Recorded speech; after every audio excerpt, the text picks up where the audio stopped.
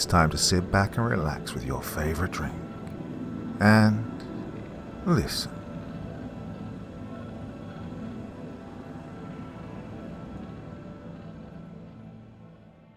The Last Radio Call by Positive Tennis 6626. Chapter 1. Normal Day. 55 to dispatch. Show me 10-8 from that call. Put me on Highway 35 near mile marker 157 for radar, I said into my patrol car's radio. 10-4, 55. Have you cleared from the call and out at 35 for radar? The dispatcher replied in an always calm demeanor. I sat in the median running radar, with the speed locked to 10 over the posted limit. The constant low warble of the radar unit was just background noise to me at this point. I just opened up CAD, that's computer-aided dispatch, or as the general public like to call it, the laptop in the cop car. I just opened up the program to start my report, and my cell phone started to ring. The screen said, Erica. I answered. Hey babe, how you doing? That's good, I'm fine. I looked over at the clock. 16:21 hours, and my shift ended at 1700 hours. I have just over half an hour left pending any last-minute calls that come in. I love you two. Have fun on your girls' trip. Let me know when you get there. I'll miss you too, but don't worry, I'll be fine. I'm gonna see if I can pick up an extra shift this weekend. I gotta help pay for our wedding. It's only 3 months away. Okay, yeah, I've gotta finish up some paperwork. Love you too. Bye. I put the phone back in my pocket and started my report. On, date redacted, at approximately 16:10, I, Reserve Deputy Alex, badge number 55, got dispatched via radio to address redacted in District 2 for a report for a battery in process. When I arrived on the scene, Deputies Kirby, badge number 26, and Welch, badge number 9, had already arrived and had the suspect in custody and were waiting for a transport to the jail. I spoke to the victim, name redacted, who I later identified by his state driver's license. He informed me that he was just out for a jog when someone attacked him and bit him on the arm twice and leg once. The victim was able to get away and call 911. Sunburst Fire Department arrived to take him to Mercy Medical Hospital for treatment. See Form 5910-79 for full report. I just clicked on the report form after finishing my synopsis report when a call came over the radio. 5280, 5290, respond to 618 Chatterton. 618 Chatterton for a group of 5 fighting. Well, I laughed and thought, have fun with that, Sunburst PD. I always like to keep the radio in my squad car set to scan to listen for SBPD frequencies. I work for District 2 in the county of Bear Creek. The biggest city in my area is Sunburst, with a population of 91,170 and employs 153 police officers. There are other smaller towns in my district with no more than a few thousand people at most. Sunburst is surrounded by mountains on 3 sides, and the Cook River a mile long on the 4th side. The main way in and out was over the Cook Bridge, or the Big C as we called it. That's why I normally write reports on Highway 35. If anyone was going to run from SBPD, this was the only way out of the city. I've got in the car with my spike strip on more than one occasion. My radar went from a low warble to a high-pitched ping. I looked up on the display screen, 90 miles an hour. I let out a soft "fuck" under my breath. I looked in the rearview mirror to see a Toyota Corolla flying up on me. Closed my laptop and put my squad in drive. With my foot on the brake and hand over the light bar control, I really didn't want to stop any car this close to the end of watch, but 90 in a 65 is something I can't just overlook. Toyota blew past me. I activated my emergency light, checked to make sure it was safe to pull out into the traffic, and floored it. The growl of the Crown Vic's V8 rumbled to life as I took off down the highway in pursuit of the speeder. As I sped away, I could hear my radio. Dispatch, this is 5290. Myself and 5280, 5 individuals at gunpoint. Send backup. The dispatcher replied with 10-4, 5270, 5260, 5250. Respond. 1033 to 618 Chatterton. 618 Chatterton to back up 5280 and 90.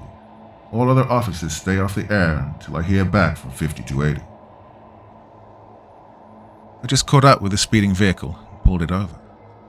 Our dispatcher for the county is different than the city, so I was able to radio my information to dispatch.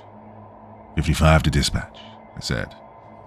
Go ahead, 55, replied the dispatcher. Dispatch, can you run a 28 on a Toyota Corolla? License plate Boy Victor Adam 279 BVA 279. Silver in color, occupied ×3. A few moments later, dispatch came back with 10-4. Vehicle's clean. Which means it's not stolen. The tags are current, and the owner of the vehicle is not wanted in connection with a crime. I walked up to the vehicle and pressed my thumb onto the taillight, so if anything were to happen to me, they could dust the car for prints and find I was there. I walked up to the driver door, but stopped short just behind the A-pillar of the car.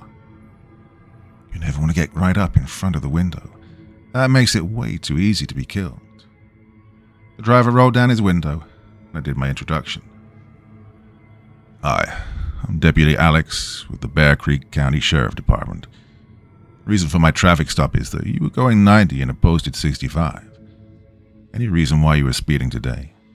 Also, can I see your driver's license, registration, and proof of insurance? I always like to have the driver talk to me and look for stuff at the same time. If they're drunk or nervous, they typically can't do both at the same time. The driver said to me, "Hey man, sorry, I didn't realize I was going that fast." There were 2 girls in the back seat of the car, maybe no older than 12 or 14. The blonde girl spoke up. "Yes, you did, Daddy. You said if we don't get up to the cabin before sundown, Mommy was going to tear you a new one." Well, I was trying to keep the grin off my face at this. And the driver said to me, "Here's my driver's license, sir." I took his license and asked, "Mr. name redacted, is this your current address?" "Yeah, let me just give you my insurance card." The blonde girl started talking to me. "Hi, officer. How are you?" I kept one eye on her dad to make sure he wasn't reaching for something he shouldn't be. I turned to her and replied, "Not too bad. How are you? How's school going?" "It's good. This is my friend Jessica, but she's sleeping right now." The girl next to her had jet black hair covering her face. Her head was wedged in between the door and the headrest, which is the most comfortable position one can get in a car. "You staying out of trouble?" I said in a joking manner. "I'm trying to, but my dad says if I develop early like my mom, it'll be hard for me to stay out of trouble." I coughed, trying to hold back a laugh. I glanced at the dad, who was red in the face from embarrassment. "Officer, I found my insurance card." I took it from him and walked back to my patrol car. 550 to dispatch. Can you run a 27 for me? 10-4. 55, go ahead with your 27. Dispatch responded. I was just about to read off the name on the driver's license when the emergency tone on my radio went off. I looked down at the small digital display on my patrol car's radio reading Channel 4 SBPD. It was flashing red. Someone must have hit the emergency button on their police radio. When pressed, it gives the officer who pressed the button 30 seconds of open mic time to say whatever they need to say with no interruption. What I heard next is something no officer ever wants to hear. "Officer down. Officer down. Shots fired. 5280 is down. We got a mob coming after us. 2 additional people have been shot. I'm dragging 5280 down Chatterton Street. I need backup now." There were some noises coming through the radio. It sounded like dragging on pavement and then yelling. "Stay back." 2 pistol shots rang out over the radio. Then there was silence for exactly 1 heartbeat. Dispatch came on with a calm voice, but it was traced with a hint of panic. "Tackle alert. Tackle alert. Tackle alert. Officers need immediate assistance. 618 Chatterton. 618 Chatterton.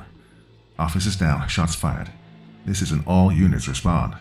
1033 TAC alert. Unknown conditions of the officer. Unknown number of assailants. 618 Chatterton. TAC alert. TAC alert. TAC alert. I jumped out the door of my cruiser and ran up to the car. Okay, it's your lucky day, buddy. Here's your information. Threw it all in the front seat of his car. I have to go. Now, slow it down and drive safely. Jessica, the girl in the back, was awake now. Our eyes locked for only a few seconds. She had the prettiest emerald green eyes I think I've ever seen. I knew I'd never forget them. I stumbled for a second. "Hi, officer," she said. Well, that traffic stop will be the last normal thing that would ever happen to me. Jumped back into my police car, slammed it into drive, and pushed the gas pedal to the floorboard. This was an officer down, a brother in blue, and I was going to go balls to the wall to get there. I grabbed my radio and called dispatch. 55 to dispatch. Clear me for that traffic stop.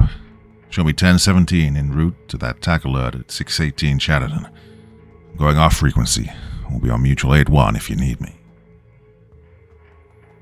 Before I got a response back from dispatch, I changed to mutual aid 1 on my police radio. I did all this while driving at 120 miles an hour. Took the closest off-ramp, crossed over the highway and got back on the highway, this time driving towards the city of Sunburst. In my rearview mirror, I saw the lights of another police vehicle. I slowed down so we could travel together. The police SUV was a state police vehicle.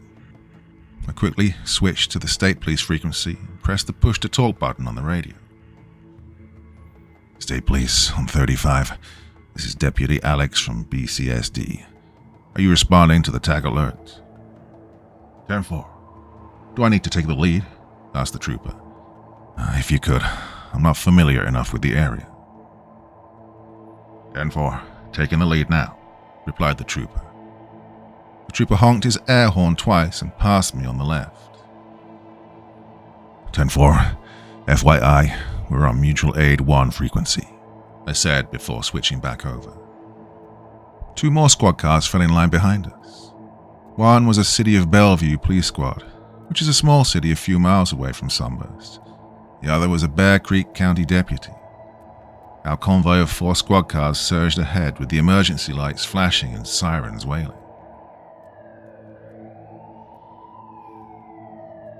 We drove at approximately 100 to 120 miles an hour for about 5 minutes when a voice came over mutual aid 1.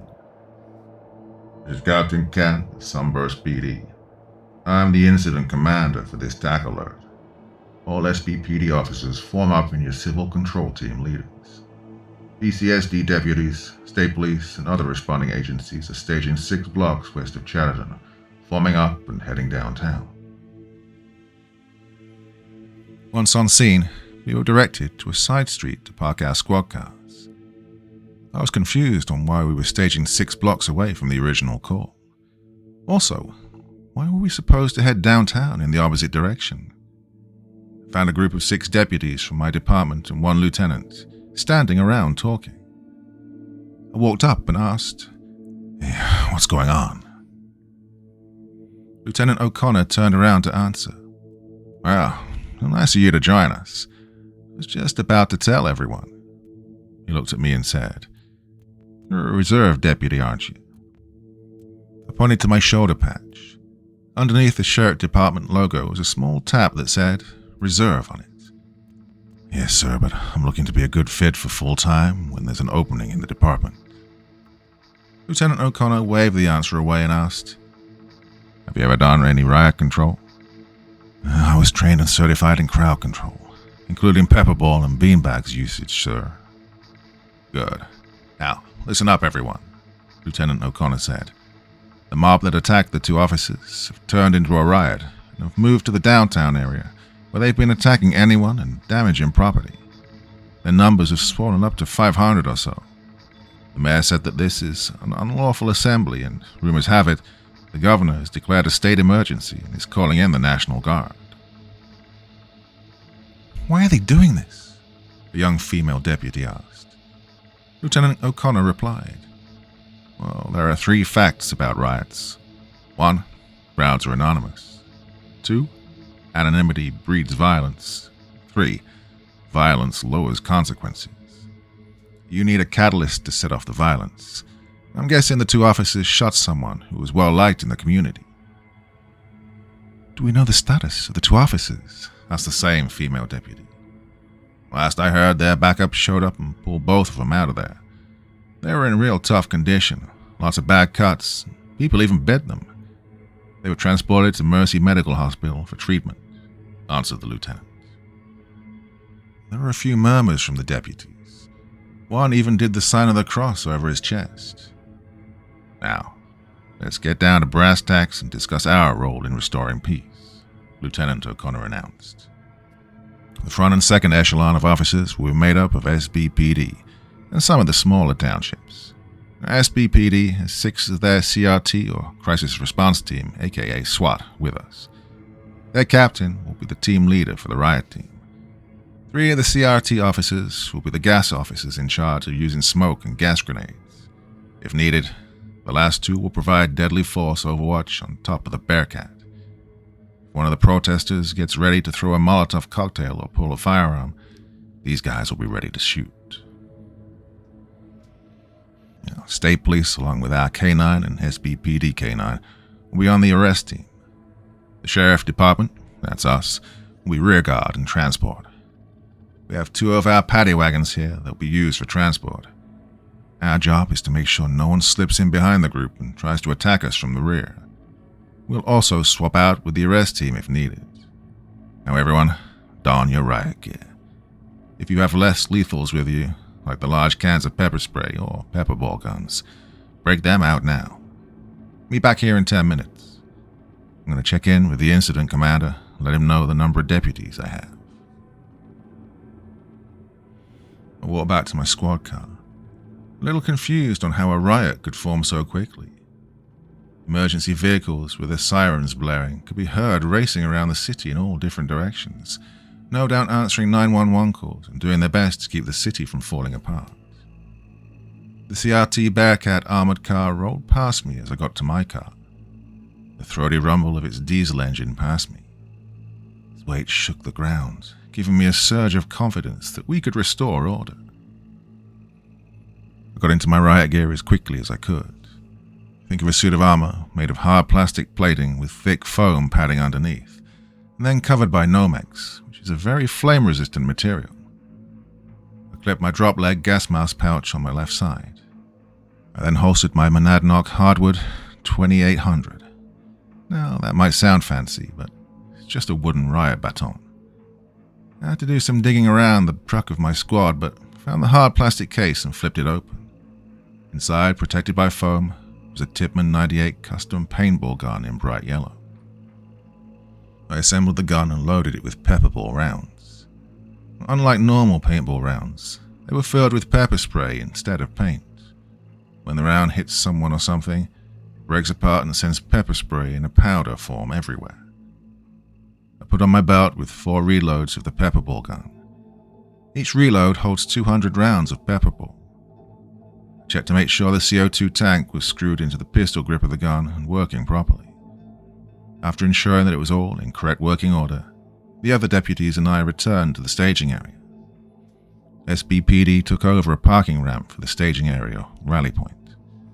Their mobile command and control unit was a heavily modified RV complete with antennae, satellite dishes, and cameras protruding from all areas, along with a flushable toilet trailer and a large tractor trailer with an OWI, arrest processing center. I asked one of the local cops why there was a processing center. He told me it was for processing large numbers of people without overloading the jails. They can fingerprint, photograph, run names to search for warrants, and either give a citation, cut them loose, or load them directly onto the prison bus to be taken to the local jail. There were several ambulances staged here as well, to treat both protesters and officers. As we began to move out, one of the EMTs, holding a cup of coffee in a styrofoam cup, gave the passing officers a 2-finger salute and said, "Good luck out there."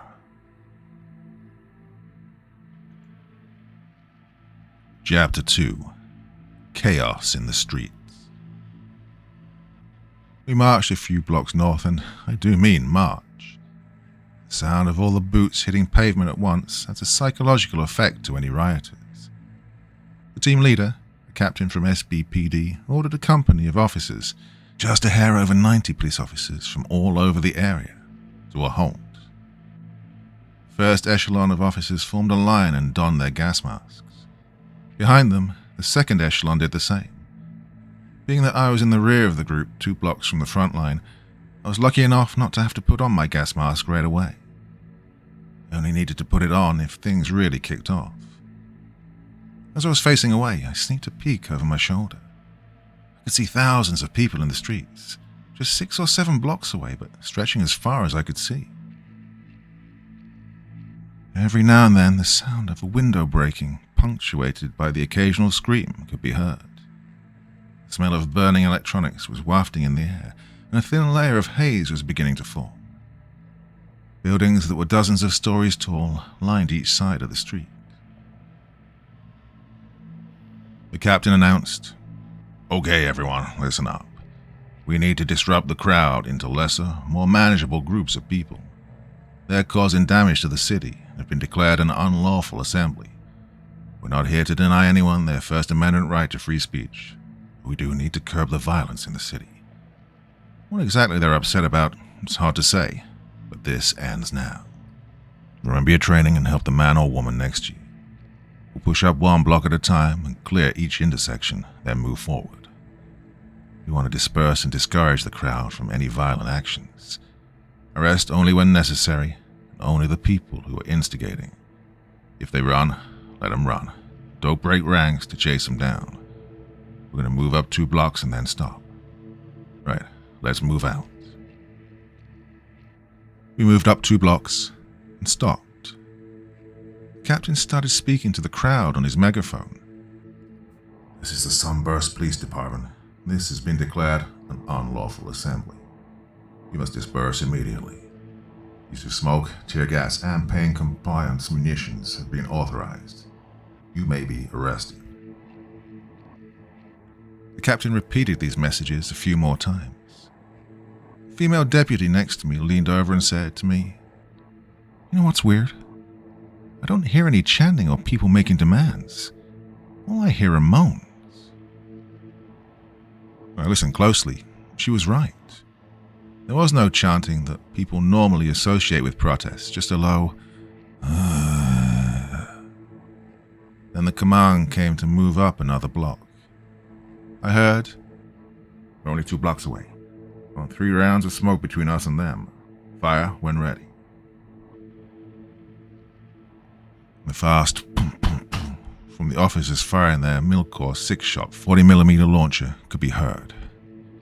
Within seconds, smoke filled the streets and blocked the view of any protesters that I could see. Lieutenant O'Connor yelled at me, "Alex, eyes front. Watch your sector." I could hear chanting coming from the street in front of me and coming out from one of the side aisles. I don't remember what they were protesting, and honestly, it doesn't really matter. About a dozen of them were walking up on us.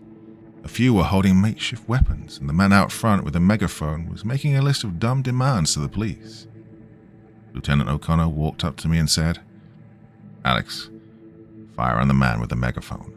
He is the voice of the group. Stopping him or driving him back will discourage the rest." I raised my pepper ball gun and pointed at the man who was still a block away from me and yelled, "Turn around and leave or you'll be fired upon." Well, just kept coming at me. Mind does weird things in high-stress situations. I wasn't having any moral or ethical dilemmas about what I was about to do, though. I thought, hey, I used to be on a semi-pro paintball team. I wonder if I still have the skills. It's been a few years, but it's like riding a bike, right? Yeah, probably. I fired quick 6 shots, 4 of them hitting the man's megaphone, and the other 2 going wide to the right. Yep, I still got it. The man looked confused as to why his device stopped working. I fired at his face, and the pepper ball broke and sent the powder into the air. Lieutenant O'Connor came over and gave me a hard thwap on the helmet. "Alex, you don't aim at the face. You aim at the feet or the chest. Do you know the liability you just put yourself in?" Then he leaned in and whispered, "But off the record, that's a hell of a shot. God, I hate the people with the megaphones." The rest of the protesters formed phalanxes around the group's leader with umbrellas, shielding him from any more pepper balls. The female deputy next to me stepped forward with her 12-gauge beanbag shotgun and shouted, "Beanbag!" This signaled to everyone around her that the gunshot they were about to hear was coming from here and not anyone other than law enforcement. She fired, and the beanbag round punched right through the umbrellas, causing the small group to retreat around the block. This all went on for a short time. The group would approach us, and we'd fire at them, and they'd retreat. Lieutenant O'Connor came up at some point and said, "Mask for gas, mask for gas." Half of us put on our gas masks while the other half guarded them, and vice versa. I've been so focused on protecting the back of the riot team that I never took the time to look to see what was happening in front of the formation. No sooner had I put my mask on and checked for a good seal than I heard a dozen quick of the launchers, no doubt launching tear gas into the rioters in front of us. Then two more thumps as two canisters arched over our heads and towards the small group of protesters. Lieutenant O'Connor said to all of us, "Ask the captain to fire off 2 rounds of tear gas at that group, since they've been harassing us this whole time. Well, that shit should run them off." The tear gas filled the street, and we were unable to see the protesters. A few minutes went by. I could hear the frontline officers shouting, "Move back!" and hitting their wooden batons against their riot shields. The tear gas cleared up enough for us to see the group running away. As they hightailed it for the hills, a figure appeared from the side alley between 2 buildings. Shuffling towards us, his head resting on his right shoulder like his neck couldn't support his weight. His clothing was old and torn, and what I was hoping was motor oil clung to his shirt. His arms were outstretched and his hands were opening and closing in an almost automatic fashion. I raised my pepper ball gun and fired 6 quick rounds at the guy's feet. The pepper powder wafted into the air. The man didn't seem to be affected. I raised it higher and fired another burst into the man's chest. Still, he didn't care. I fired about 24 pepper balls, hitting him all over. I even saw the powder fly right into his face. I remember reading that 1% of the world's population is immune to pepper spray. The only time I've seen someone shrug off hits like that is when they're high on crystal meth. This guy moved too slow for a meth head. I looked over at the female deputy and could see the look of worry on her face, which I'm sure was reflected on my own face. She fired the beanbag shotgun, hitting the man in the shoulder. He spun around and landed on the ground hard, not once trying to break his fall. I heard his teeth break as they hit the roadway. "Rest team, move in," was shouted from someone behind me, and 2 big guys went out to secure the guy we just beanbagged. They got him in flex cuffs, which are basically very big zip ties, when a second man scrambled out from the other side, close to the arrest team. He fell on top of one of the arresting officers. I dropped my pepperball gun and let it dangle by its sling in front of me. I ran towards them with all the speed and power of a big rig flying down the highway and slammed my hard plastic shoulder protector into the man's chest, knocking him off the officer and sending both of us tumbling to the ground. Before I could get up, the man I just hit fell upon me and started trying to bite me. He bit down hard onto the plexiglass face protector of my gas mask. His teeth left indents and his mouth was wide open, his tongue licking the outside of the visor. Black, thick saliva dripped onto my mask, blurring out the world around me. The squeaking of his tongue on the plexiglass sent shivers down my spine. My pepperball gun was wedged between us, and I couldn't get any leverage to flip the man off me. That's when I saw the blur of a bright green buttstock of a shotgun make contact with the man's face. Then strong arms were helping to pick me up. Lieutenant O'Connor said. Easy there, Alex. We're going to send you up near the front. The SWAT team's medic will look at you. You should have something to disinfect that mask of yours. Another deputy had to guide me up to the front since my mask was covered in black gunk that nobody wanted to touch. I heard an unfamiliar voice in a Texan accent say, Jesus, that's one way to test if your mask actually works. Sit him down here, I got him. I was guided to sit down at the rear bumper of the armored SWAT truck. The same voice said, Now, don't move. I'm going to spray you down with some disinfectant and try and get that nasty stuff off your mask. After a minute or so, I was, in his words, disinfected. My riot gear felt heavier now, and the SWAT medic informed me I was doused head to toe in disinfectant chemicals. The medic turned to walk back inside the armored SWAT truck and said, Hey, Doc, far be it from me to judge your medical ability, but what is that gray spot on my face shield? The medic came back out with a set of pliers and pulled on the mask until the gray spot was gone. The medic looked at the object between his pliers. Well, would you look at that? It was a human tooth. Damn, that man must have bitten down hard to get it stuck in the visor of your mask like that. Sure enough, it was a tooth. It wasn't a small piece either. It was most of the tooth. I looked at the medic and said, Hey man, do you have some water or something I can have? He nodded and said, Yeah, let me dig some out. We got a case of water inside that SWAT truck. He went back inside the armored SWAT truck then. I stood there and just took a second to let the situational awareness sink in. We heard the sound of smoke and tear gas grenades being fired, and a steady moaning could be heard over the SWAT truck's diesel engine. I leaned around the armored truck just enough to be able to see the other SWAT guys on the arrest team decked out in full battle rattle, beside the Milcor grenade launchers that looked like giant revolvers which held 6 40mm grenades. Each man had a heavily customized rifle slung on his back. No doubt they were fully automatic. Now, I'm a bit of a gun nerd, but the accessories they had looked like some alien technology hanging off their rifles. As they were firing the grenade launchers, the smoke became too thick to see much past the arrest team who headed into the smoke. I lost sight of them for a moment, and the next thing I knew, they were back with someone handcuffed and a bite hood over the offender's head. The bite hood was a thick cloth bag that was solid on the bottom and made of a mesh netting on the top. That way the person who was wearing it could still see where they were going. It prevented the wearer from biting or spitting on the officers. They walked the arrestee past me and put the person in the back of the paddy wagon, yelling, "All right, this one's full." The transport van left, and another one took its place. I managed to talk to the 2 officers as they made their way back to the front before they were obscured by smoke. "Yeah, how's it going up there? I noticed we haven't moved in some time." One of the officers spoke up. "It's getting tough up there. We're holding one intersection, but they're coming at us from 2 sides.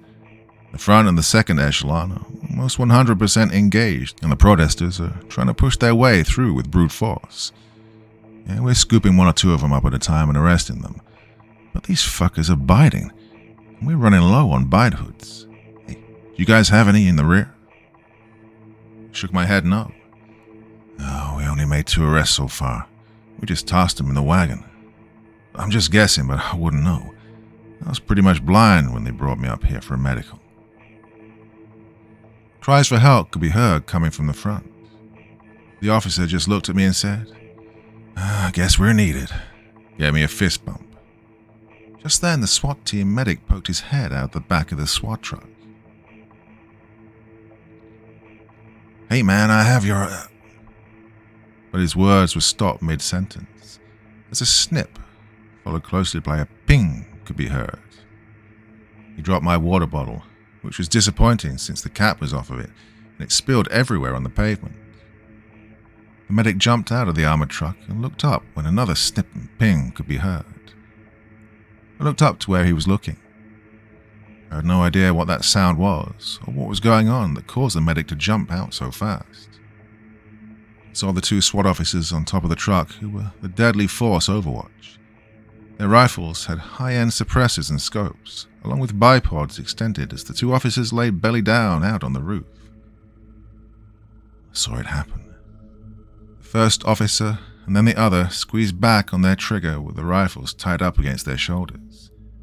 They moved back ever so slightly that I almost missed it. The rifle barely made a sound, but I heard another soft snip. No doubt subsonic ammunition was being used.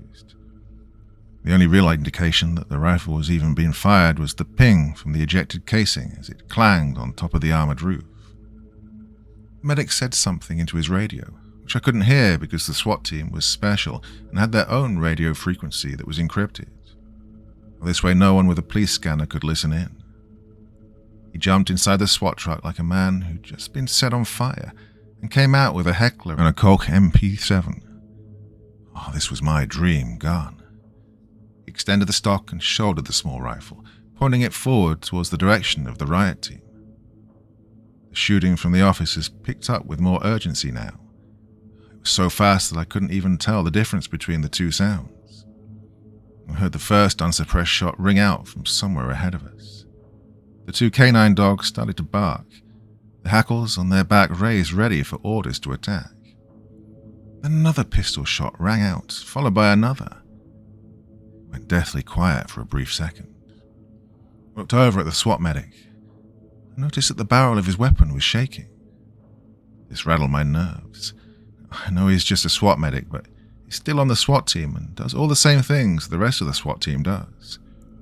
Granted, he's normally towards the back of the team, but he went through the same training as everyone else. Watching someone like him get nervous is never a good thing. The SWAT officer with the grenade launchers slung them behind their backs and brought their rifles up. Then, it happened. It was like someone had flipped a switch. An almost instantaneous pop of pistols from all over could be heard.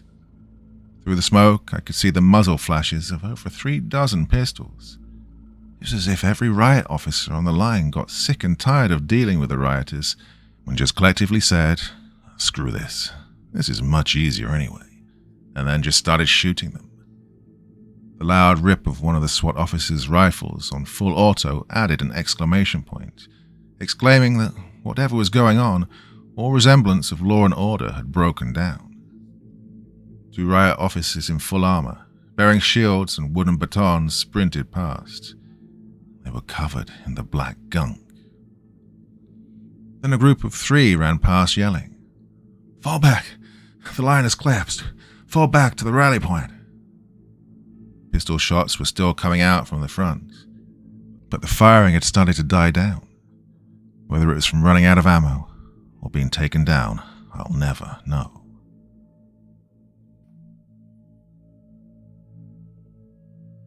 Chapter 3. The Collapse. Sounds of moans shadowed the din of combat. They came shambling out of the smoke like some hellish nightmare. The SWAT team opened up. I watched as one of the rioters took over 12 rounds to the center mass and did not go down. One of the SWAT officers I could not see who was going all out on full auto. Oh, the machine gun only fell silent after a bloody scream. A lady in a business suit grabbed one of the officers as he was reloading his rifle. He hit her with the stock of his rifle, took a step back, and let his rifle go. He brought up the Milkor grenade launcher on his back. He fired close to point blank, and the 40mm round punched a hole in her chest. The sternum completely caved in, and a loud snap sound echoed as the round hit her, spin snapping in and coming to a stop. The grenade went off and smoke started to billow out of her chest as she fell on top of the officer. I took off running, and a few other riot officers were running as well. I was trying to suck in as much air as I could, but was failing miserably due to the gas mask. I felt trapped and closed off. I wanted to rip off my mask and suck in the air, but with all the tear gas I knew, I'd be done for. I had to fight down the rising tension in my stomach. Vomiting with a gas mask on is an experience I didn't want to have, but the thought of all those officers firing into a crowd of unarmed civilians made me sick. I reached my old position, rear guard, and yelled, "Lieutenant! Lieutenant!" The other deputies were looking at me like I was a madman. I know the distance was only 4 blocks, but they had to hear all the shooting that took place. Lieutenant O'Connor ran over. "Alex, what the hell is going on? You just had a dozen guys from the front run past saying something like, 'They're not human.' What's with all the shooting?" "I don't know, man. I saw one of the rioters get hit a dozen times. They don't die. You can't kill them. I was told to fall back to the rally point." Lieutenant O'Connor said, "Just stay here. I'm going to see what's happening." He jogged into the dense smoke. The other 5 deputies and myself stood there looking at where the lieutenant had disappeared into the smoke. Pistol shots rang out. Lieutenant O'Connor ran back at us, yelling, "God, fall back to the rally point now." His hand was bleeding, and I could see a ragged wound on his arm. His service pistol was unholstered. All of us took off running. We were only 8 blocks away from the rally point. I figured we could regroup and go in more heavily armed if necessary. As we turned the corner, the scene that awaited us was in utter chaos and disarray. Officers were fighting with people. A paramedic was fighting someone off while a police officer hit him repeatedly with his baton. He hit the person so hard that the baton broke in half. Few of the deputies waded into the maelstrom to help. 2 officers were backed into the wall of the parking ramp while several people slowly shambled towards them. One of the officers had a large can of pepper spray and sprayed everyone in the face. Pepper spray was dripping off them, but no one in the group seemed to care. The other police officer pulled his service weapon and started shooting into the group. One of the rounds missed and actually struck another officer in the shoulder, causing him to fall down. As he fell, 3 of the things jumped on him. The door to the OWI Arrest Processing Center opened up and a bunch of them came walking out, the moans growing louder with each footstep. 2 deputies with beanbag shotguns started shooting into the crowd of them. As they made their way towards us, Lieutenant O'Connor began shooting his pistol at them. I noticed that every time a round struck their head, they'd go down and stay down. I pulled out my pistol but was hesitant to shoot. There were fellow officers and other first responders in the mix. I couldn't bring myself to shoot. Lieutenant O'Connor yelled over the battle raging in front of us. "Ditch the less lethals and head back to the car. We need to get out of there." The remaining deputies and I ran for our cars a few blocks away. There were only 4 of us left. We made it to our cruisers, huffing and puffing, trying to breathe. Everyone ditched their gas masks. The smell of death was in the air along with burning buildings and melting plastics. It was all an assault on the nostrils. One of these things was walking down the street alone. A single headshot put it down. "What's the plan, Elsie? Where do we go?" one of the deputies asked. Lieutenant O'Connor spoke. "I don't know. Get out of the city. If you have family in the city, get them and get out. If you can't get out, head towards the SBPD headquarters building. It should be safe there." The female deputy asked, "You mean get out and head back to the sheriff's department?" "No. These things, or whatever they are, have more than likely taken over the sheriff's department. The jail's attached to that building, and we've been transporting the rioters there. There have been more than a few of them." He pointed at the thing laying in the street. He was wearing a janitor outfit and had black blood covering the front of his body. "I don't know where you guys should go, but get out and be safe. I'm already done for." "That's not true, Lieutenant." "Yeah, it is, Alex. Look." Lieutenant O'Connor showed us the wound on his hand. It looked like someone took a chunk out of it between the thumb and pointer finger. It looked like a badly infected bite wound. Black lines spiderweb from the contact point all the way up his arm. "I bet you any money I have whatever is causing all this. There's no point in trying to get out, for me. All I can do is delay them from spreading out." Lieutenant O'Connor reached into his police SUV and came out with his patrol rifle. The sound of footsteps, hundreds if not thousands, could be heard. A chorus of moans was carried out in the wind. Lieutenant O'Connor shook each of our hands with his healthy hand and wished us all the best. The 3 remaining deputies, myself included, shook hands with each other as well. I was the last to pull away. I didn't know how far this thing was spreading, but I needed to get out of the city somehow. I tried to call Erica, but all I got was, "Your call cannot be completed as dialed. Please try again later." The last thing I saw was Lieutenant O'Connor propping his rifle in the crook of his SUV's door, starting to fire as a slow-motion wave of things slowly walked towards him. Didn't even make a dent in their numbers. I drove a short time, trying to get back onto Highway 35 and get out of the city. I go up a block or so and see a crash blocking the road and have to double back and take a different way. It's quiet in my squad car. Well, I was actually thinking, the radio should be going crazy right now. Then it hit me. The radio. I still have it set for Mutual Aid 1, not the Sheriff's Department frequency. I went to change it, but my riot gear was rubbing against the prison cage. I knew I should have taken this off. But on the other hand, it is bite-proof and I might need it. I actually had to turn my torso just to get at the radio control knob. That's when I heard the air horn and looked up to see a flashing red light of an emergency vehicle. It's coming at me from the passenger side. I heard the crunch and felt the impact as my Crown Vic flipped onto its roof and spun like a top. My duty bag went flying and my documents and paperwork scattered everywhere. The hit deployed my airbags and something hit my head really hard. I felt myself starting to black out. The last thing I remember hearing was the AM/FM radio being turned on in 3 tones of the emergency alert system. "This is not a test. The following message is transmitted at the request of the Bear Creek County Sheriff's Department. This is a shelter-in-place warning for all residents of Bear Creek. Lock all of your doors and do not open them for anyone until the all clear is given. This message will repeat." I could tell that I was being dragged. The sound was more intense than the pressure on my back. The sound of my metal riot helmet scraping across the pavement was the first thing that awakened my senses. I could barely make out the voice in the distance. "Easy, Alex. We'll get you to safety." There was one other voice, this one a female. "Open these doors right now, or I'll break the glass, and no one will be safe." I could hear the sound of cheesy background music playing. It was peaceful and relaxing. As someone ran up to me, I could hear gunshots ringing out. Someone was yelling, "In here, it's safe here." My vision was blurry, and I couldn't make out what they were talking about. "Hey buddy, I'm gonna need these."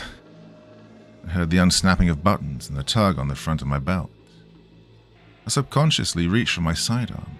Still felt it in my holster. The voice said, "Don't worry, Alex. You'll get to keep that."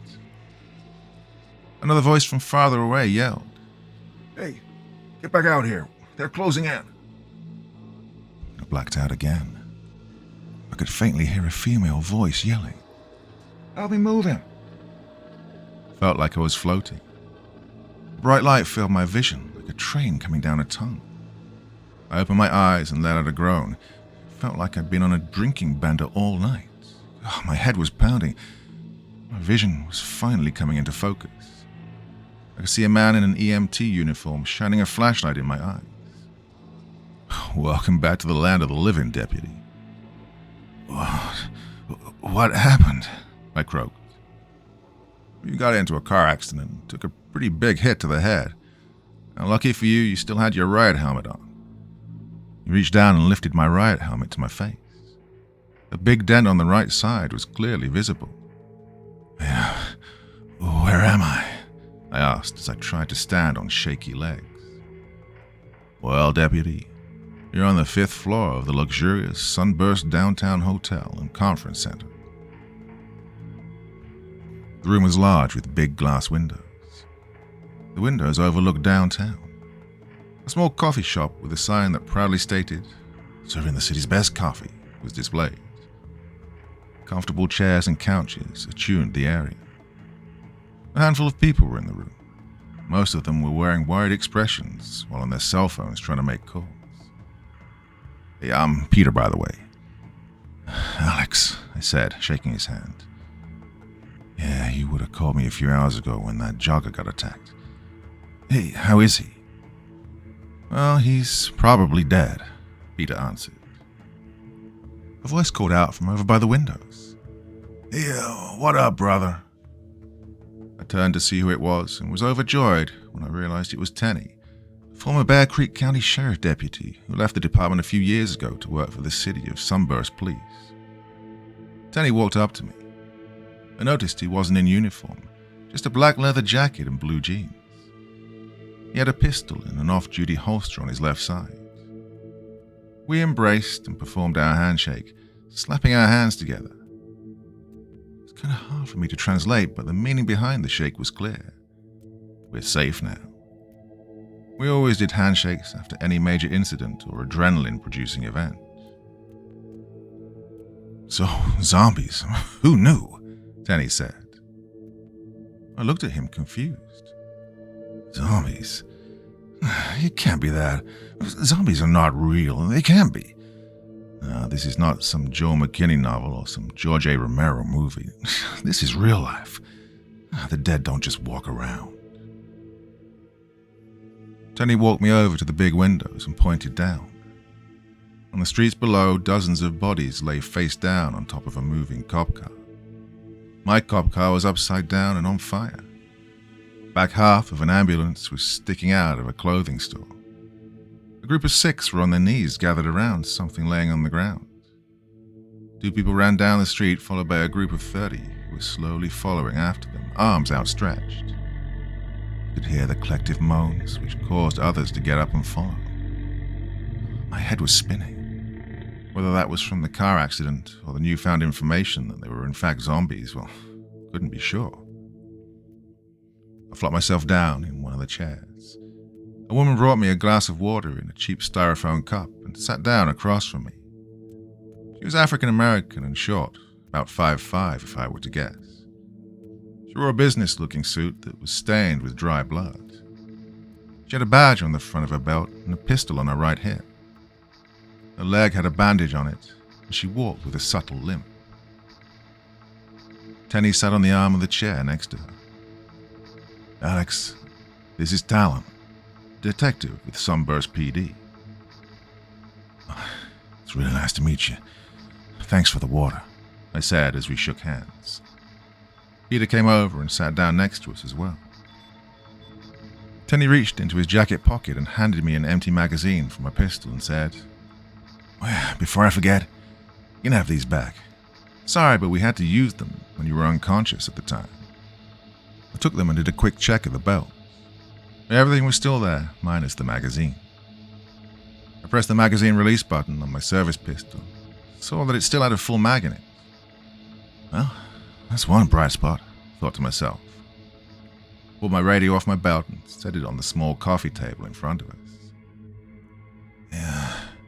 Does anyone else have a radio? I asked. Well, I didn't have time to grab one, Tenney replied. Peter pointed to the bright green shoulder mic on his radio and said, Batteries are dead on mine. I looked at Talon. I had to use mine to escape, she said. Took a deep breath and said, Okay, mine's on Mutual Aid 1. I was at the downtown riots. A bunch of us were. I explained what had happened. When I was finished, they all had a look of shock on their faces. Now, since we were safe at the moment, we all agreed that we were only going to listen in and try to get a story of what was going on out in the city. I switched over to the SBPD frequency. I don't think anyone was ready for what we heard, with chaotic emergency alert tones going off non-stop.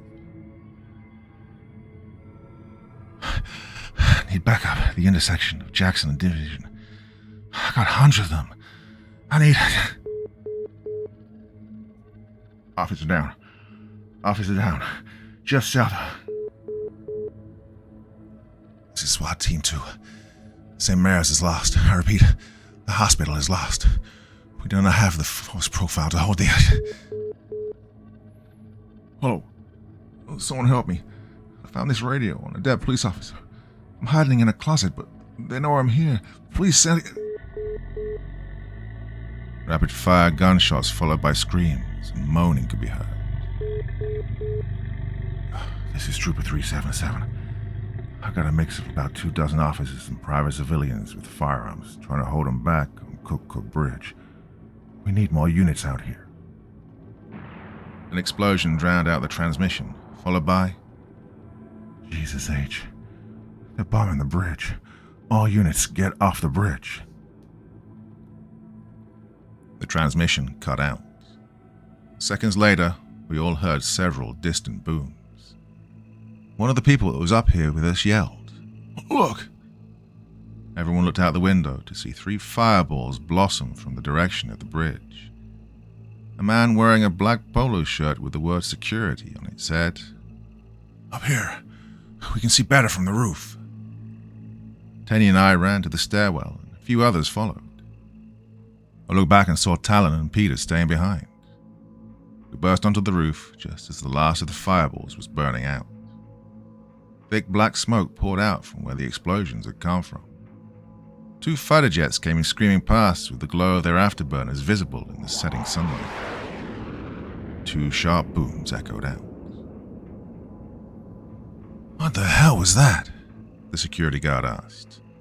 Someone replied, "Sonic boom. They're not supposed to get that fast over the United States. Jeez, last time they did that was 9/11. The jets banked hard and started flying back towards us.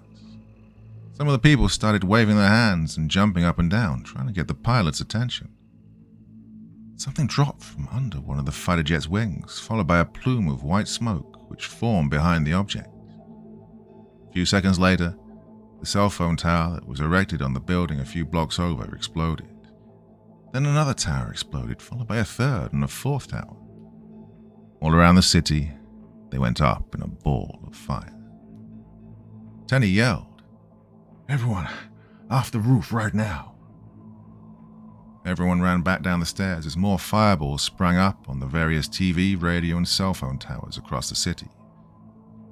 As we all made it back to the 5th floor, Talon walked over with my radio still in her hand.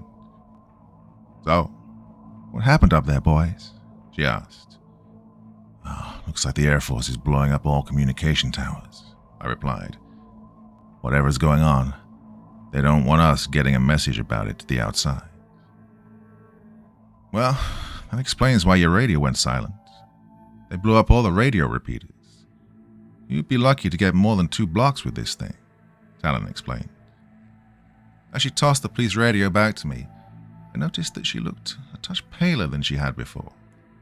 The hard lines on her face, which showed years of street-hardened experience, slowly faded as she plopped herself back down onto one of the oversized chairs. Peter rushed over to her and began to check her vitals. He looked up at us. "Well, it's not a bite," he said immediately. "She got a bad cut when we hit your squad car. She wasn't wearing a seatbelt in the back of the ambulance and went flying into the bulkhead. I think she's nicked an artery. Got the bleeding slowed without using a tourniquet, but she lost a good amount of blood. The fact she's still conscious, let alone walking, is a miracle." "Well, now that we don't have communications with the outside world, let's try to get a big picture of what's going on," I said. I began to share my events, starting with the TAC alert and ending with the crash. When I was finished, Talon began to retell her experience.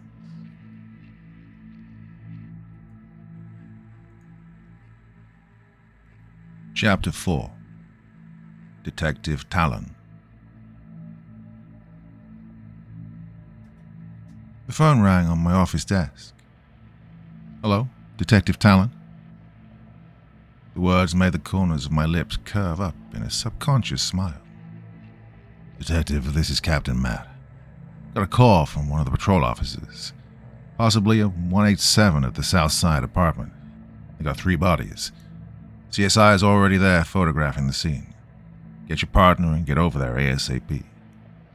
"Yes, sir," I said, while trying to keep the excitement out of my voice. I know it might sound bad to be excited about dead bodies. This was my first case. I was assigned after getting promoted to detective and going through all the classes and training. I sprang out of my seat. Still felt weird going from a full duty belt with every police tool under the sun to do my job. It's just a pistol, a spare mag, and one set of handcuffs. Trying to suppress my excitement, I calmly walked over to my partner's desk. My heart was racing 1,000,000 miles an hour. Detective Evan was my partner. He was out of shape. His 15 years behind a desk as a detective was obvious around his midsection. "Hey, Evan," I said. "We got one." Evan looked around the computer monitor at his desk and asked, "Well, what do we got?" Possible 187 homicide at the Southside Apartments with 3 victims. With a deep breath and a squeak of his office chair, he stood, tossing the keys to me, saying, "I'll bring the car around in front if you're driving." I pulled the unmarked maroon Crown Victoria to the front and Evan got in. We just pulled onto the street when the police radio in the car came to life. 5280, 5290, respond to 618 Chatterton. 618 Chatterton for a group of 5 fighting. We headed to the south side of the city when 2 marked police cars drove past us in the opposite direction with their lights and sirens activated. Well, I thought to myself, go get 'em, boys. We crossed the railroad tracks to the city's south side. Evan let out a grunt of disdain and said, "What a dumpster fire." "What do you mean by that?" I asked. "The south side is all ghetto. This is the 5th murder this month. You know how many drive-bys and how much gang shit happens over here? Yeah, not to mention the home invasions." "Yeah, this was my beat for 5 years. I know the area. Yeah, there are some neighborhoods that are bad. There's no denying that, but a lot of these people work hard. This is where poverty meets pride. Overwhelming majority of the people keep their yards clean and their houses looking spick and span. Don't let a few bad apples ruin it for everyone. With both parents working and kids off to school, criminals know no one will be home, so it's easy pickings. That's why most of the people here have bars over the windows, to deter the would-be home invaders." We got to the apartment complex. A police car with its emergency lights on was on the side of the road, and traffic cones blocked the roadway. I flashed our emergency lights hidden in the grille and visor, and the cop moved the traffic cones for us. We pulled up and put the car in park just as the police radio started back up. "Dispatch, this is 5290. Myself and 5280 have 5 individuals at gunpoint. Send backup." Dispatcher replied with, 10-4, 5270, 5260, 5250. Respond, 1033 to 618 Chatterton, 618 Chatterton to back up 5280 and 90. All other officers stay off the air until I hear back from 5280. I heard police sirens from different parts of the city as the officers were on their way to help another officer. We walked under the crime scene tape, which was super cool to do and makes you feel like you're important. I saw 2 ambulances with their back doors open and 2 gurneys with white sheets over them. The driver of one of the ambulances was chowing down on a sandwich. I recognized him from my time as a beat cop. A lot of the first responders get to know each other from all the different calls they go on. They normally end up becoming good friends. I walked up to the ambulance just as Peter beat down on his lunch. I held up my badge and said, "License and registration." Peter let out a laugh, which caused crumbs to fly out of his mouth and land all over the steering wheel. Peter then rolled down the window after swallowing his food. "Hey, Talon, how are you? It's been a while since I've seen you. I thought you switched patrol areas on me." No, nothing like that. But I did make detective. That's why I've been off the road for a few months. Haven't been to our book club meeting. Well, I've been studying," I replied. "That's awesome. Congratulations. I'm guessing that's why you're here?" "Yeah, it's the first case they've assigned me. If you want to give me your take on it, my ears are open. I know you're a big mystery fan of those Who Did It books." "Yeah, sure can. When I arrived on the scene, we had 3 victims. Older male, older female, and a younger male. My best guess was a murder-suicide. Shot his wife and kid, then ate the licorice himself. Did 5 minutes of chest compression on the female and younger male, as they were pulseless, not breathing. We were unable to revive them. 2 gunshot wounds were located on both victims with no shell casing around. I'm guessing it was a revolver, maybe a .357. Definitely hollow points, as there were no exit wounds on the backside. Now I'm just waiting for them to load them up on the rig and take them to Mercy Medical for the examination. It's a very good deduction you have, I said. We'll, however, need an official statement from you and the other paramedics on scene that worked on the bodies. Also, hold up a second on loading them up. I'd like to take a look at them quickly. As my partner and I walked back to the ambulance, Evan said to me, "Good deduction on his part, but don't let his side of the story sway the way you gather information. I get he's your boyfriend and all, but I recommend seeing the crime scene first before you start questioning people." First off, he's not my boyfriend. And second, I know that. I just like to get insight on things. We got to the gurney and lifted up the sheet covering the victim. The female part of her shirt was cut away and 2 bullet wounds were visible in her chest. I had one of the EMTs help me roll her on the side, and just like Peter said, there were no exit wounds. I removed my examining gloves and said to Evan, "Possible hollow point rounds. It could be smaller FMJ round that struck the ribs and didn't go all the way through." I turned to the EMT. "Have the doctor email me the findings when he's done." And I handed him my business card.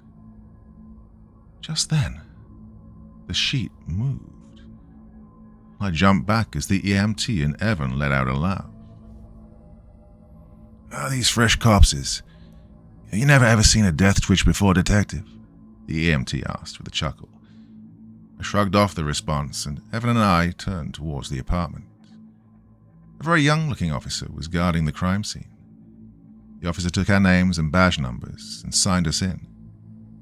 Put on our hairnets, face masks, gloves, and shoe booties to avoid tracking any unwanted DNA to the crime scene. The CSI, crime scene investigators, were hard at work photographing everything. Small plastic number tents were strewn about the area. I talked to one of the CSI techs. He gave me a list and a brief description of what evidence was removed and what was still needed processing. I walked around paying particular attention to the blood splatter on the ceiling and walls. I saw a couch not too far from where the suspect had eaten his own gun. I asked the CSI techs if we could lift the couch up. They didn't see why not, since they'd already processed that room. Evan grabbed one side, and the other CSI tech grabbed the other, and they lifted. "Ah, there it is," I said. The CSI tech, not lifting the couch, looked over and said, "Yep," and began snapping away with his camera. After a few minutes, Evan let out a strained, "You two almost done? God, this pig is heavy." The CSI tech nodded at me. Using sterile metal tweezers, I grabbed the pistol and removed it from under the couch. Evan and the tech set it down with a thump. I examined it closely. It was a .357 revolver. Evan grabbed an evidence bag and I popped open the revolver cylinder and saw that all but one round had been fired. I dropped the rounds into the evidence bag, making the weapon safe for the CSI techs to handle. A voice called out from the front door. "Detectives, could you come here quick?" Evan looked at me and asked, "Did you see what kind of bullets they were before you sealed the evidence bag?" I took a second to think and realized I hadn't. "No, I didn't," I replied sheepishly. The voice called again. "Detectives?" Evan said, "Talon, these are the small details you need to remember to check. Now this is clearly an open and shut case, but remember to slow down and check. I'm glad you found the suspected murder weapon." Evan was cut off when the voice, almost in a panic, called out, "Detective, something's going on out here." Evan let out a sigh. "Probably the victim's family members. I'll go see what the deal is." A moment later, Evan called out to me. "Well, Talon, your boyfriend got one thing wrong. They're not dead." I stopped what I was doing and yelled back, "He's not my boyfriend." "Yes, they are. I examined them myself." "Well, come out here and look." "Why?" I replied. Well, I don't know what's going on. Can't be possible. What's not possible? I asked while making my way over to the window to look outside.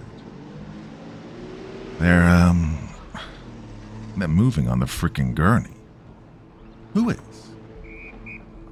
Evan's voice went up an octave. The fucking dead people. They're getting up.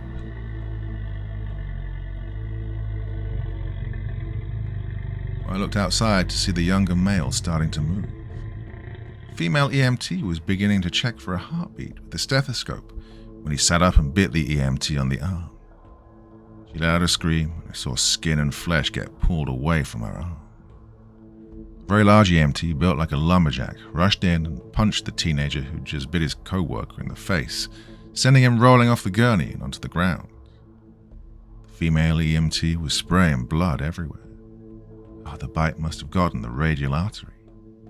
The other EMT on scene rushed in to stop the bleeding. They put her in the back of the second ambulance and raced off. The female started to move as well. She got off the gurney and started walking toward the young officer guarding the crime scene. Evan was standing in the doorway behind him. The young officer fumbled around his belt line until he found his taser. In a shaky voice that cracked when he spoke, he said, "Don't come any closer, or you'll be tased." She was scrambling forward, getting closer and closer with each step. Evan yelled, "He's just tased her already. She's crazy."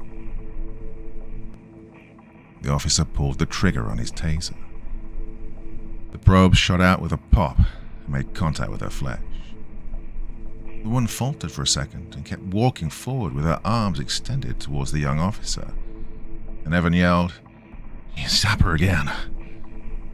The taser gives a 5-second zap.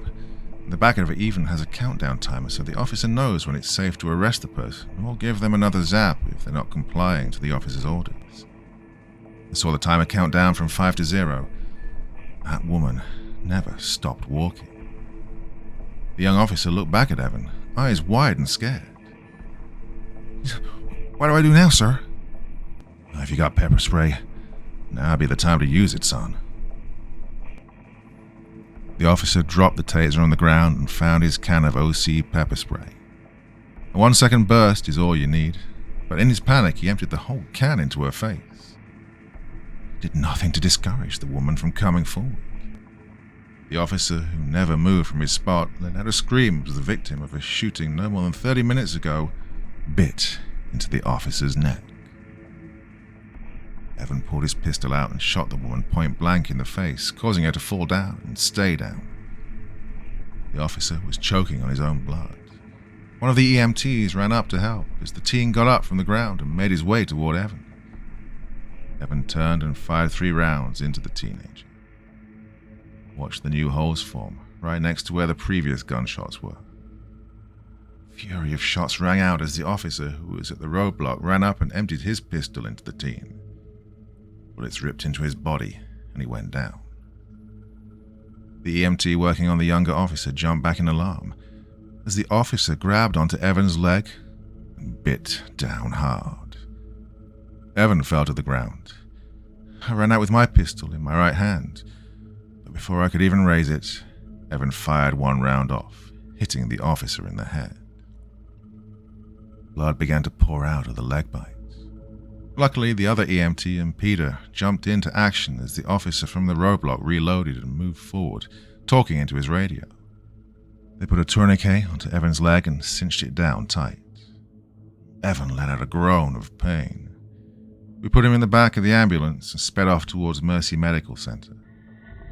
The last thing I saw out of the ambulance's back windows was the teenager getting back up, walking towards the officer.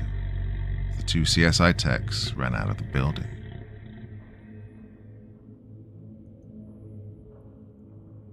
Chapter 5. The Hospital. I got on my portable police radio. "This is Detective Talon. 1033, officer down. We need a police escort to Mercy Medical. We're on the south side of 9th Street, just north of the railroad track. Break. Send additional units to the south side apartment. An EMT from SBFD and an officer from SBPD have been attacked. Shots have been fired. Dispatch sounded frantic. It was like everything in the dispatch center decided to go tits up all at once. Message received. No units available at this time. They're downtown dealing with a riot. On other urgent calls or just not answering their radios. Hey, good luck. I looked at my radio in complete shock and yelled out loud. No units available? How the hell are there no units available? Shit, I'd take a meter maid blocking traffic to help up at this point. The ambulance with its lights flashing and a siren blaring raced down the empty streets. Peter, I yelled, how much longer do we have? Oh, we're 3 minutes out. I'll let them know we have an officer down and we're coming in hot, but no one's answering me at the hospital. Every now and then a cop car or fire truck would zoom past and an occasional gunshot could be heard. Peter's partner was calling vitals over the radio. Evan lost consciousness at some point. Blood sloshed back and forth with every turn we took. We heard the sounds of helicopter blades overhead as the Flight for Life helicopter ambulance was coming in to land on the roof. This brought forth a surge of hope for me. Hey, they're going to helicopter him to a different hospital, I thought. The parking lot was full of cars and people rushing other people into the front entrance of the building. We raced into the ambulance bay to see the other ambulances from the crime scene already here. The garage door closed automatically behind us. Peter, the other EMT, and I all jumped out, expecting to see a team of doctors to whisk Evan up to the waiting chopper. Instead, we were greeted with screams. The other ambulance's back doors were open and a bloody handprint was on the inside of the glass. Blood dripped down the back of the rig and went down the small drain built into the floor of the garage. The other EMT agreed to stay with Evan and continue checking his vitals until we could get someone here to help. It'd be too risky to move him until we knew for sure we could get help. Peter and I took off down the hallway and past some dark offices. We ran into the ER room, which was an absolute charnel house. A nurse in scrubs was lying face up as two doctors scooped up her guts into their mouths.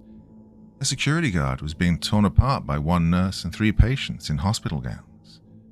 One of them still had an IV in their arm. Looked like someone had taken a can of red paint, put it in a mixer with no lid and fully sent it.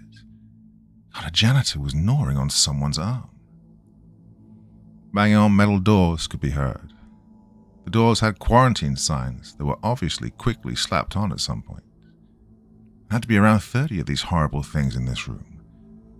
I whispered to Peter, "We need to get out of here before they notice us." Peter nodded his head, indicating a yes. We started to tiptoe our way back to the double doors that would lead us down the hallway and back to the ambulance. Before we opened the door, we saw a dozen of these things come out from the room. It was a surgical team in scrubs and masks. There were black stains on their masks and all over their scrubs. Thinking quickly, I took a crash cart, a medical cart with a defibrillator, medical supplies, and basically everything else you'd need to bring someone back from the dead. I moved it quietly in front of the door, blocking it. This was also blocking our only way back to the ambulance, though. "Peter," I whispered, "you know this place better than I do. How do we get out of here?"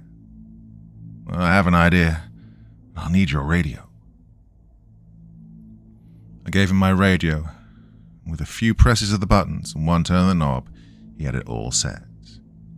He then told me the plan. "We'll take the elevators that are over to the left." He pointed to the 3 elevator doors. "I'm going to use your radio and throw it down the hallway." I changed the frequency to one of those non-used channels. I'll press the orange button on top of my radio, which should activate the emergency tone on your radio. When all these sick people go over there, we'll take the elevator door and go out through the basement. "Peter, you're a genius, you know that?"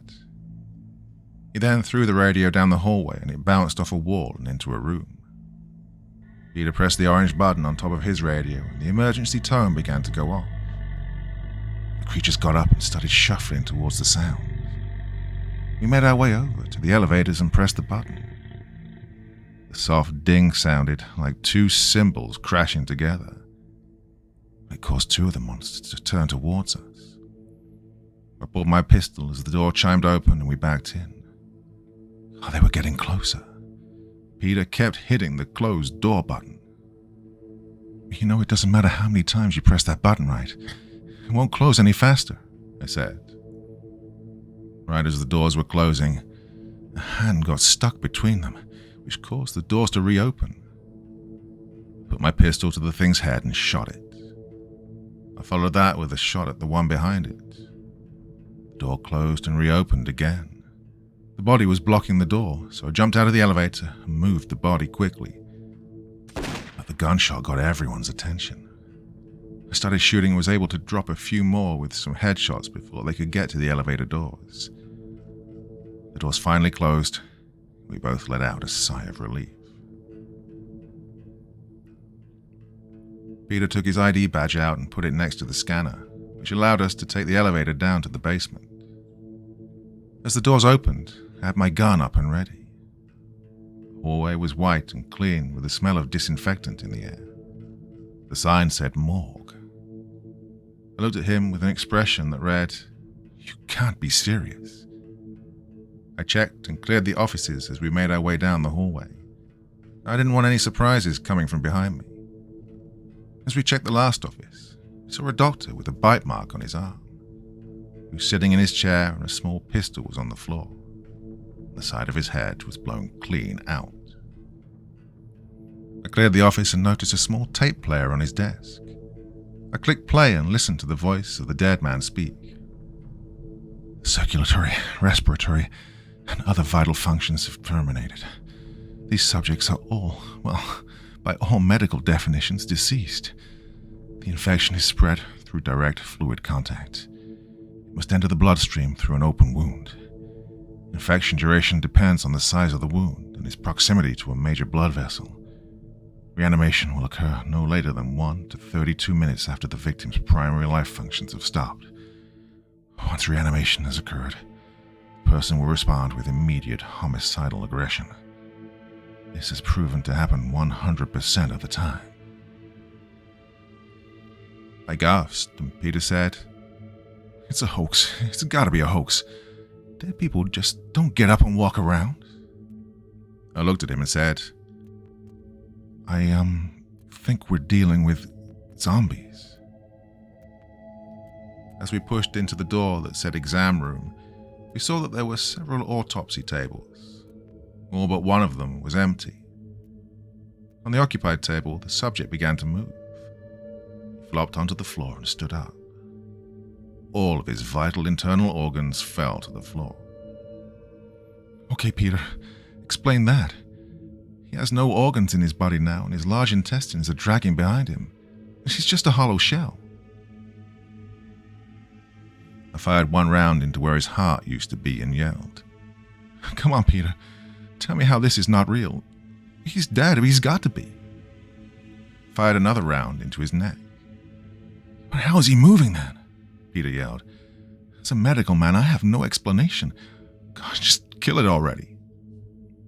I shot it in the head, and the man dropped to the floor. "Oh man, shit, Talon. They are zombies." Peter gasped out as he started hyperventilating and pacing back and forth. "Man, oh no. We gotta get out of here, like now." "Okay, Peter, calm down. Now you said there was a way out through the basement. How do we get out?" I asked. "There's a loading door that leads to the parking lot.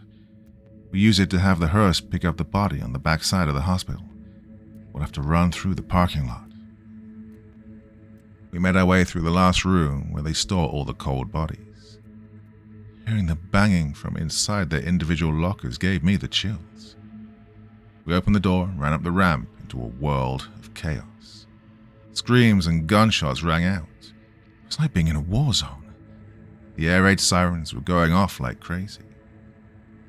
I stopped Peter for a second and said, "Why don't you radio your partner to have him drive the ambulance over to get us?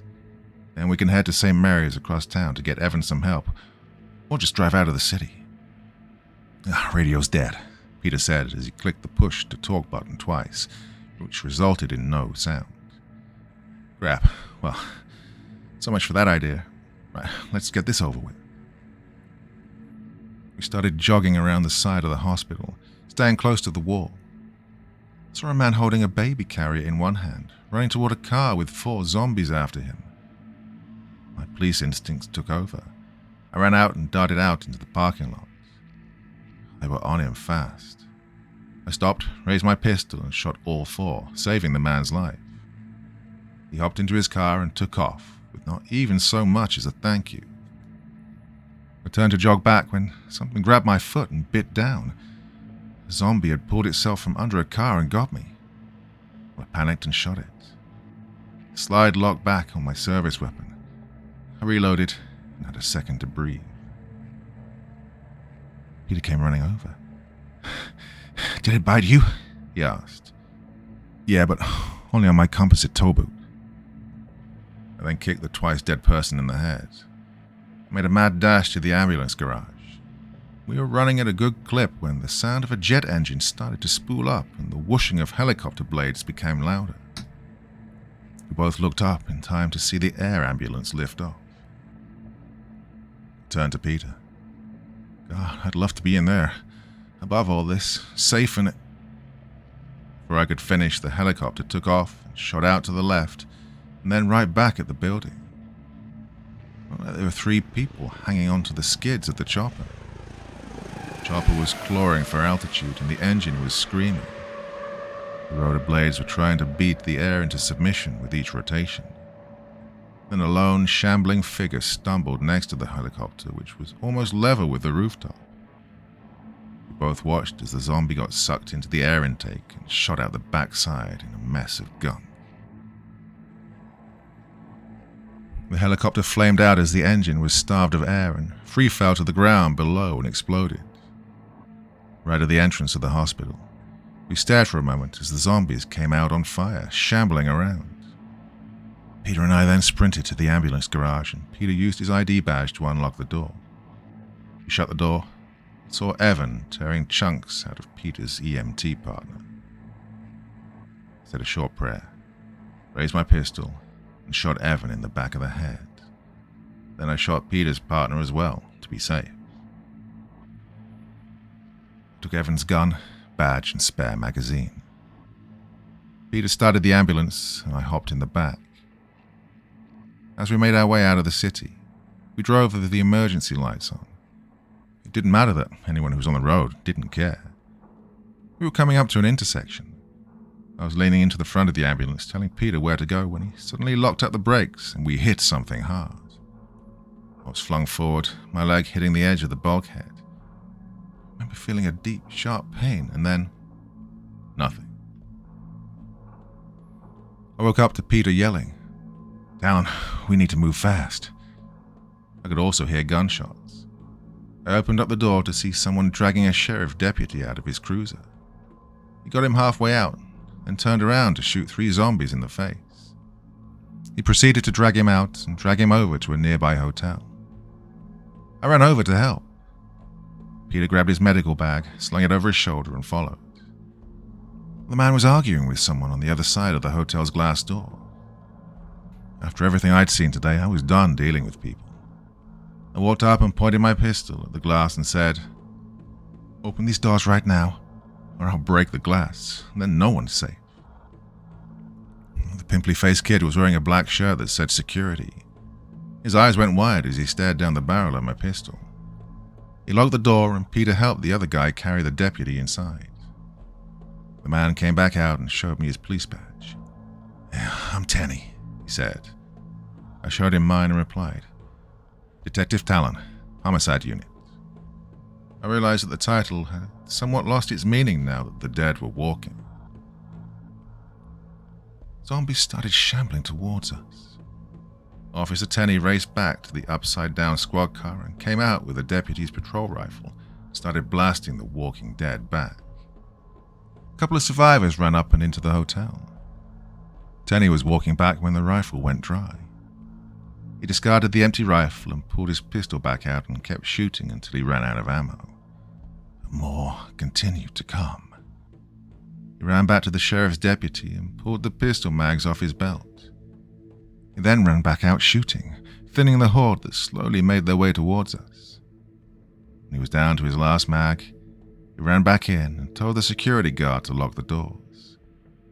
Peter and Tenney carried the deputy to the elevators, and we all rode up to the 5th floor.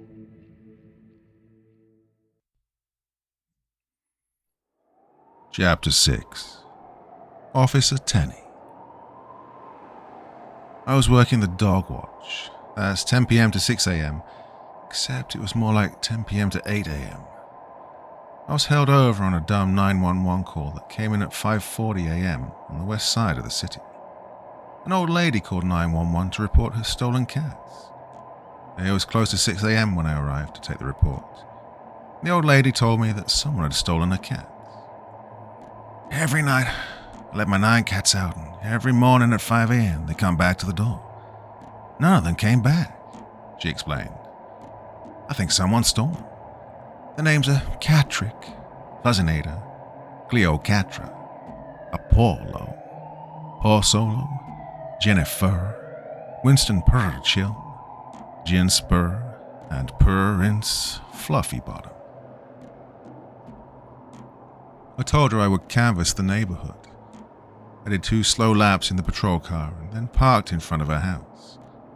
I spent 10 minutes on the computer playing solitaire and then got out and told her I'd send one of our best animal control officers over to take a full statement as soon as they got in. Well, she was overjoyed. I drove back to the police station, punched out, and changed into my street clothes. I drove to one of our locally owned grocery stores and tapped on the glass. Normally they don't open until 9, but I knew the owner very well. The sliding doors opened.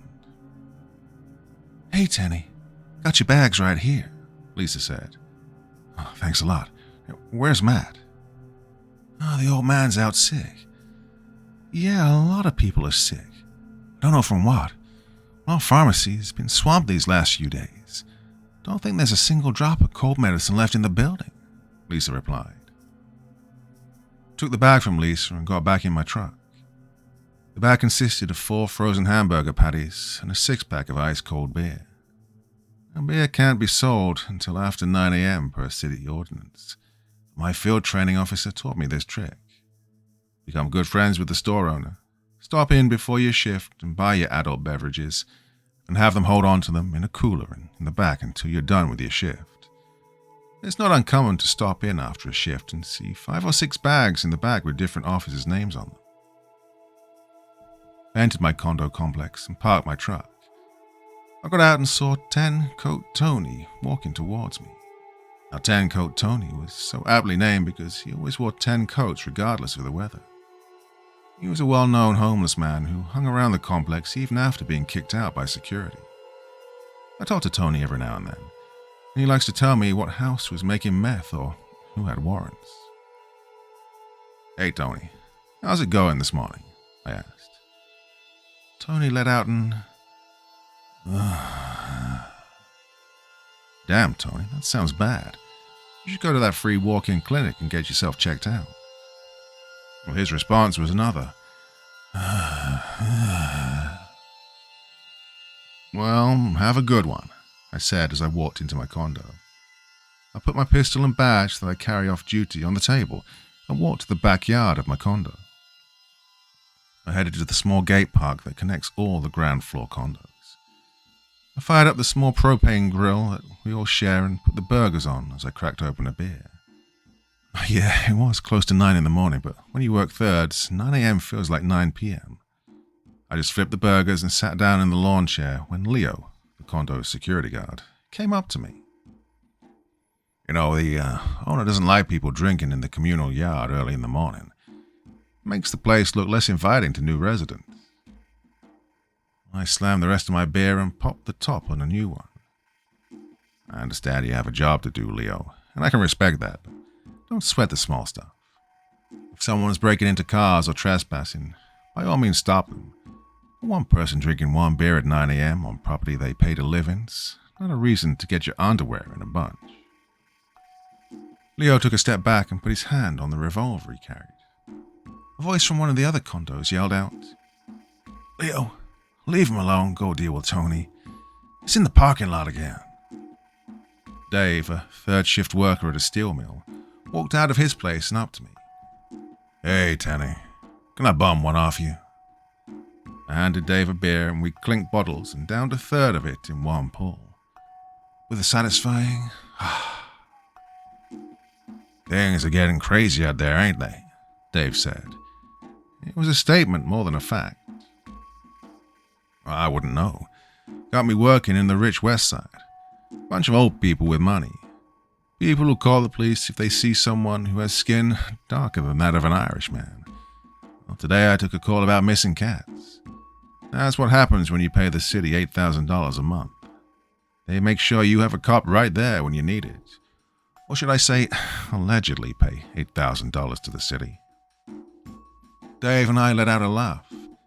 Took the burgers off the grill and offered one to Dave, who politely declined, saying he'd already eaten. Dave continued. "You know, my wife works at the hospital." "Yes, I do. She had to do blood draws on more than one unruly person for me," I answered. "So, anyway, she got called into work early and she left me with some weird voice messages. We're not allowed to have our cell phones on the mill floor, so when I finished my shift at 6 a.m., well, you just listen to them," Dave said as he pulled his phone out of his pants pocket. After a few seconds, he hit play. Voice message, time 3:27 a.m. "Hey, honey. Sorry to call you at work, but Dr. Fisher called our team in early about something. Didn't really hear him. I was half asleep." The shower turned on, and the light hum of a bathroom fan could be heard in the background. "So, just stepping in the shower now. I don't know when I'll be done, but don't let the kids sleep too late. You know how teenagers are. Anyway, I love you. I love you, and I'll see you when I get back home. Bye." Voicemail, time 4:49 a.m. "Hey, just got out of surgery. Well, kind of. The weirdest thing happened." There was a hesitant pause. "The guy we were working on flatlined, and the anesthesiologist hit him with a high dose of adrenaline. Well, the surgeon zapped him with the AED paddles, and he came back, but his vitals were still flatlining. The patient got up off the surgical table. Well, fortunately, we didn't start cutting into him yet. We all left the room and security's handling it right now. We were told his heart monitor was not working. Someone in the background was running, followed by someone shouting, 'Code Blue in the ICU.' Look, I've got to go. I love you," was rapidly said before she hung up. Voicemail, time 5:05 a.m. Muffled talking, running footsteps, and the sound of fabric against the microphone could be heard. Pocket dial, most likely," I said. Dave nodded in agreement. Then we heard a male's voice. "Okay, time of death is 5:07 a.m.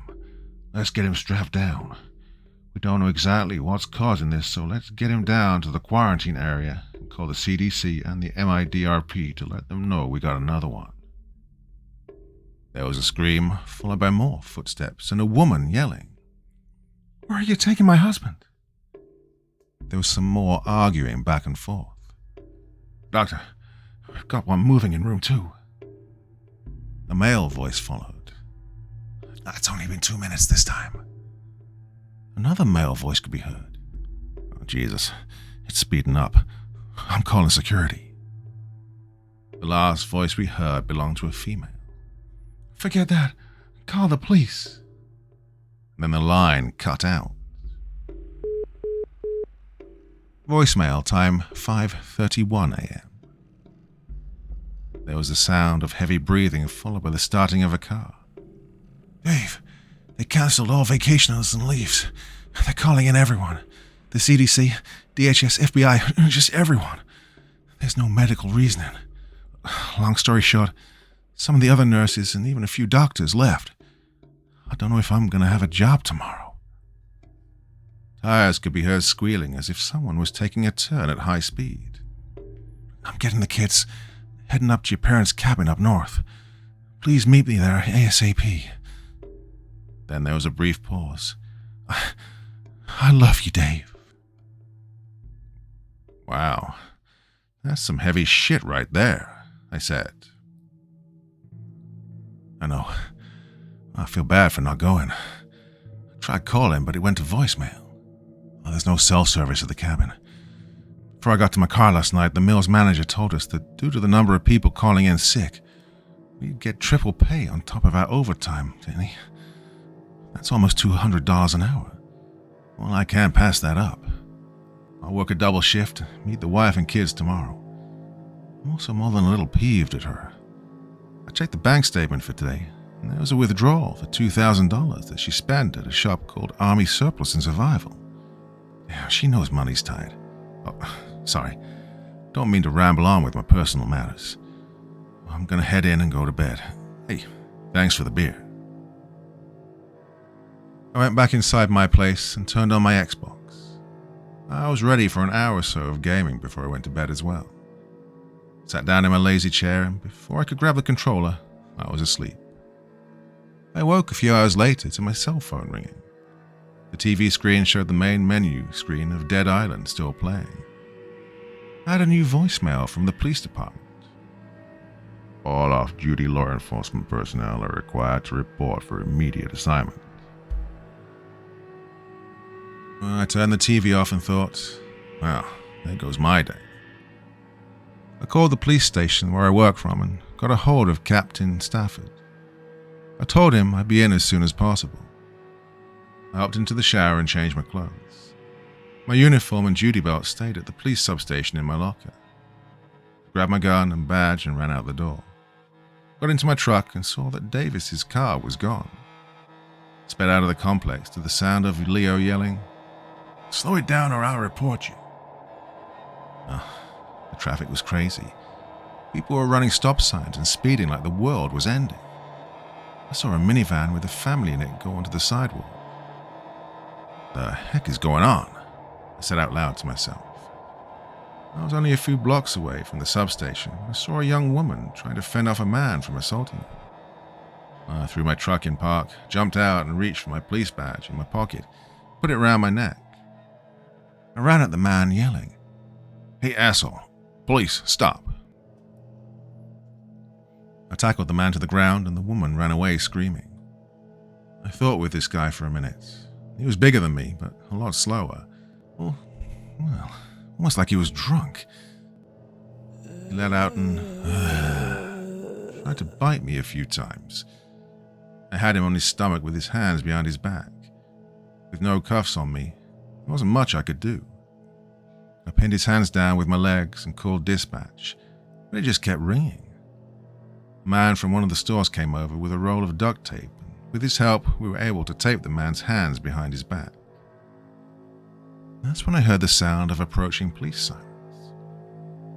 "Here come the boys in blue," I said. The two police cars raced right by me. I could see a third one coming down the street with its hood all dinged up and scrape marks along the push bumper, along with a cracked windshield. I jumped out into the street, partially in front of the cruiser, and held out my badge. The police car screeched to a halt. I ran up to the driver's side as the window was being rolled down. "Police," I said, while holding up my badge and ID for them to see. "I've got someone who needs transport to the jail for battery. I'll fill out the paperwork once I get to my substation." The two officers in the car looked terrified to no end. They both got out, and I noticed the officer in the passenger seat was holding a shotgun. I brought the officer over to the person on the ground, and together we got the suspect into the back of the police car. From start to finish, he was trying to bite us. Before the officer left, I asked what their assignment was. The officer holding the shotgun said, "We're on our way to the hospital, but we had to divert. A detective on the south side needed backup. Something about an officer down." With that, the two officers left with the prisoner in the back of their car. I hopped into my truck and started to drive to my substation, horrified by the carnage. Traffic was at a standstill. After 5 minutes of not moving, I jumped the curb and drove through some small brush and ended up in an empty fast food parking lot. I parked my truck and walked the 4 blocks to the station. I tucked my badge under my shirt and kept my pistol concealed so I wouldn't draw attention to myself.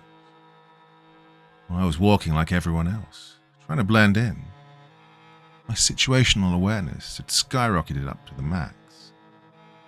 I saw a guy across the street pick up a brick and throw it through a pawn shop glass door. The man entered, and the sound of a shotgun being racked could be heard. I froze, waiting for the shot to ring out. The man ran out of the store yelling and cursing at the person inside. I tried to suppress a chuckle and thought, that person's upset because they can't freely loot a store. When I approached the front of the station, a wave of dead bodies laid on the ground in front of the main doors.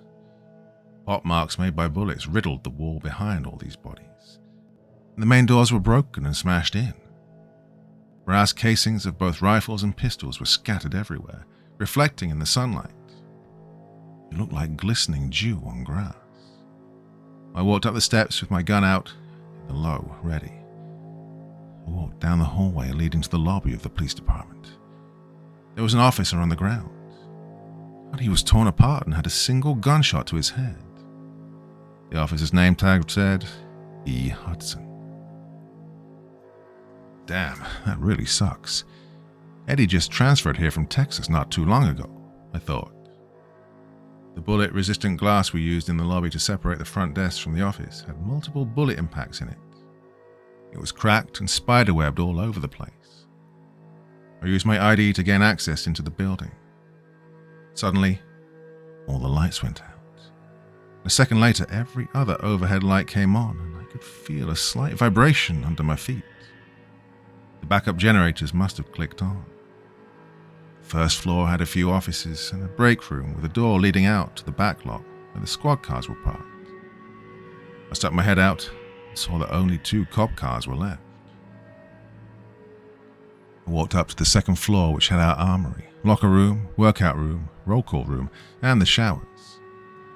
I opened the door to the armory and was stunned to see it was empty and completely cleaned out. No radio, taser, or flashlight. The weapon racks were empty as well. MP5s, 870s, 590s, M4s, even the 3 Gulf War era M16 that no one ever used on patrol. But for some reason the top brass didn't want to get rid of.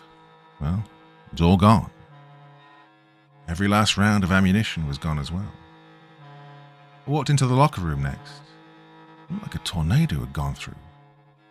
The lock on my locker was cut and my spare magazines on my belt were gone.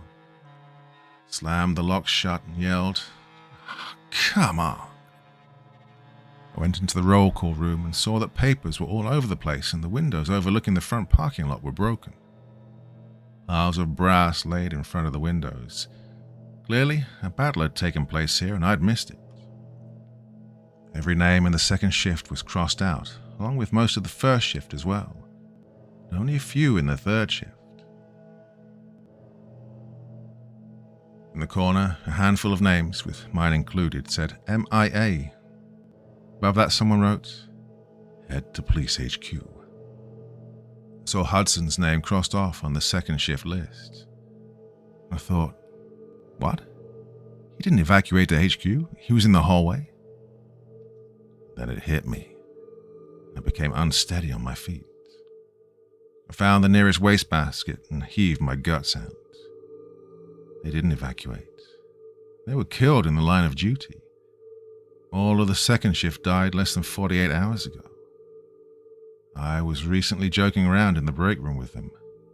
Now they're all gone. I sat on a desk and let the entirety of the situation wash over me.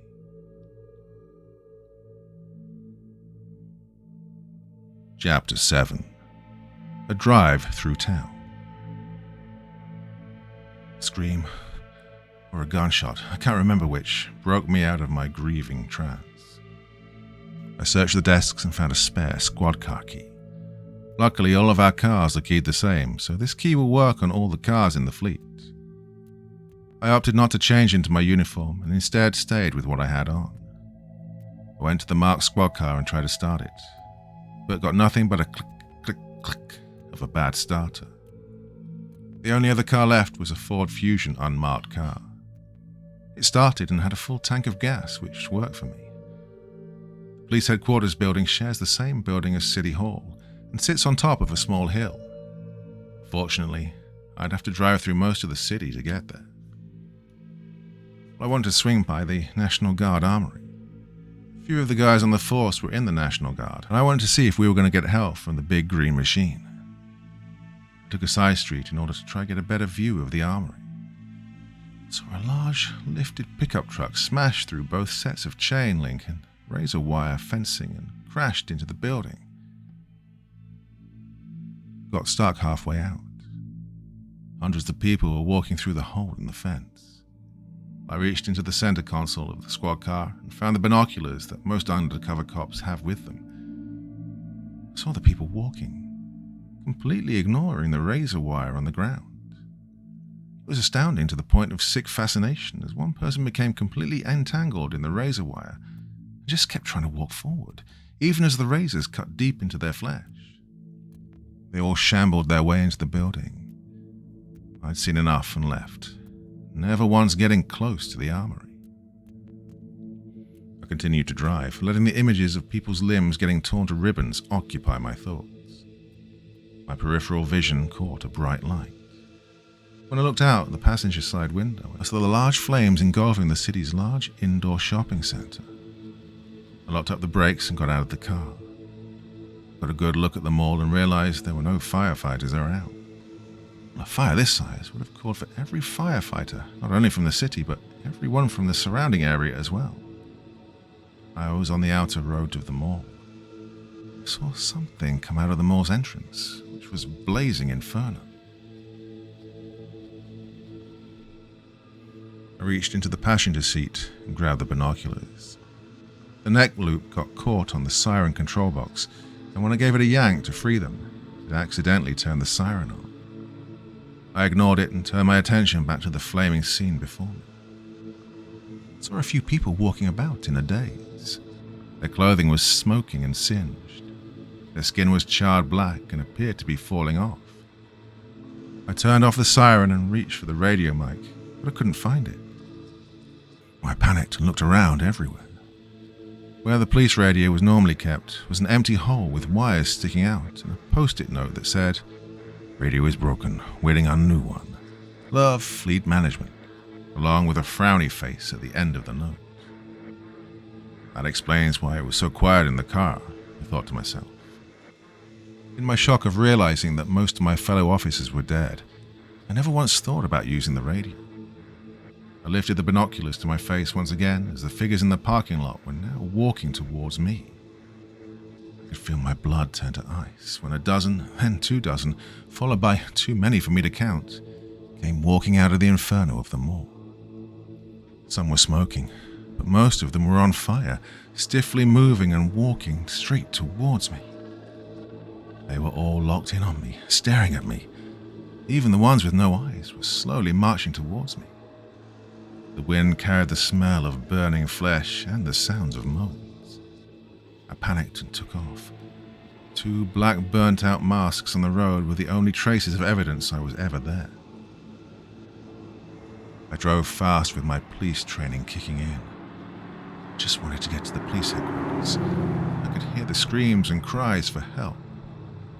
It tore at my soul not to stop and investigate, but I slowed up at an intersection where 2 cars had hit head-on. The driver wasn't wearing a seatbelt and was sticking out of the windshield. The skin around their face and arms had been filleted. 2 people were eating the driver. I found a clear section of road and got up to 45 miles an hour when a lady with a baby stroller ran out in front of me. I hit the brakes, snapped the wheel to the left, and jumped onto the sidewalk, going airborne and hitting a telephone pole.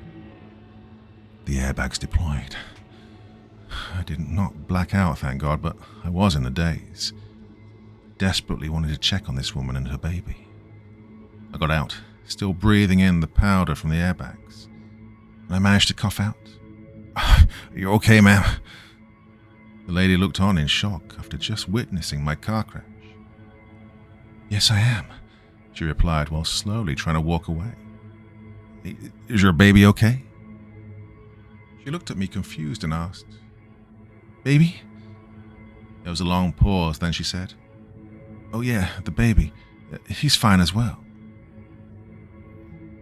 I started walking towards her. Well, she looked scared, so I reached into my pocket and put my police badge around my neck. And I said, "It's okay, ma'am. I'm a police officer. I'm worried about your baby. I'd just like to check to make sure he's okay." Her eyes went even wider when she saw the police badge. She hurriedly replied, "No, it's okay, officer. He's fine. I need to go." Even in her daze, something wasn't adding up. When I got closer, I noticed her pupils were dilated. She had very quick and jerky eye movements, and her face had a slight twitch to it. "Ma'am, you were in the middle of the road and not using a crosswalk. I'm going to need to see some identification so I can issue you a jaywalking citation." She had this look at me. "You can't be serious."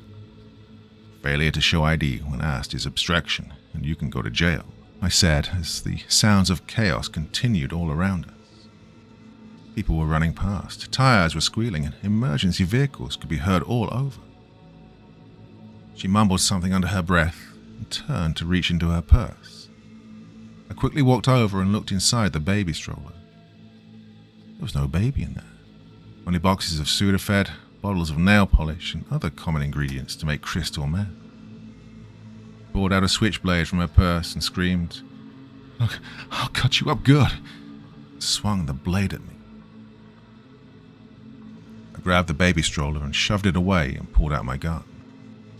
She looked on as the stroller rocketed into the curb and fell over, emptying all the contents onto the street and down the sewer drain.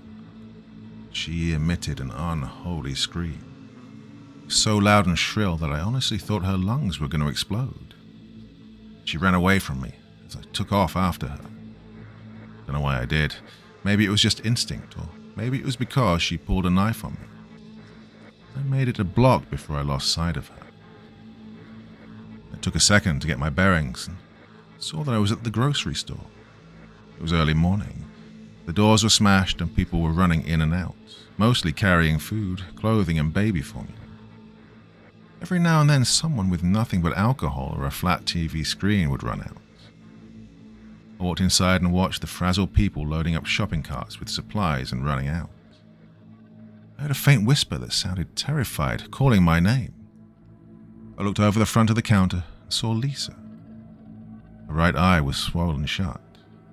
The cash register that normally sat at the service counter was ripped right out of the counter. All the cigarettes they kept on the shelves were gone. "Oh my God, Lisa, what's going on?" I asked. "I don't know, Tenney. Everything was fine this morning. I was a little busier than normal. The last hour or so we had lines around the store with people ready to check out. One person got mad and pushed past without paying, and everyone else followed. Now it's just a madhouse. I called the police an hour ago, but no one's shown up. Now everyone is just looting. I don't know what to do," Lisa said with tears streaming down her cheeks.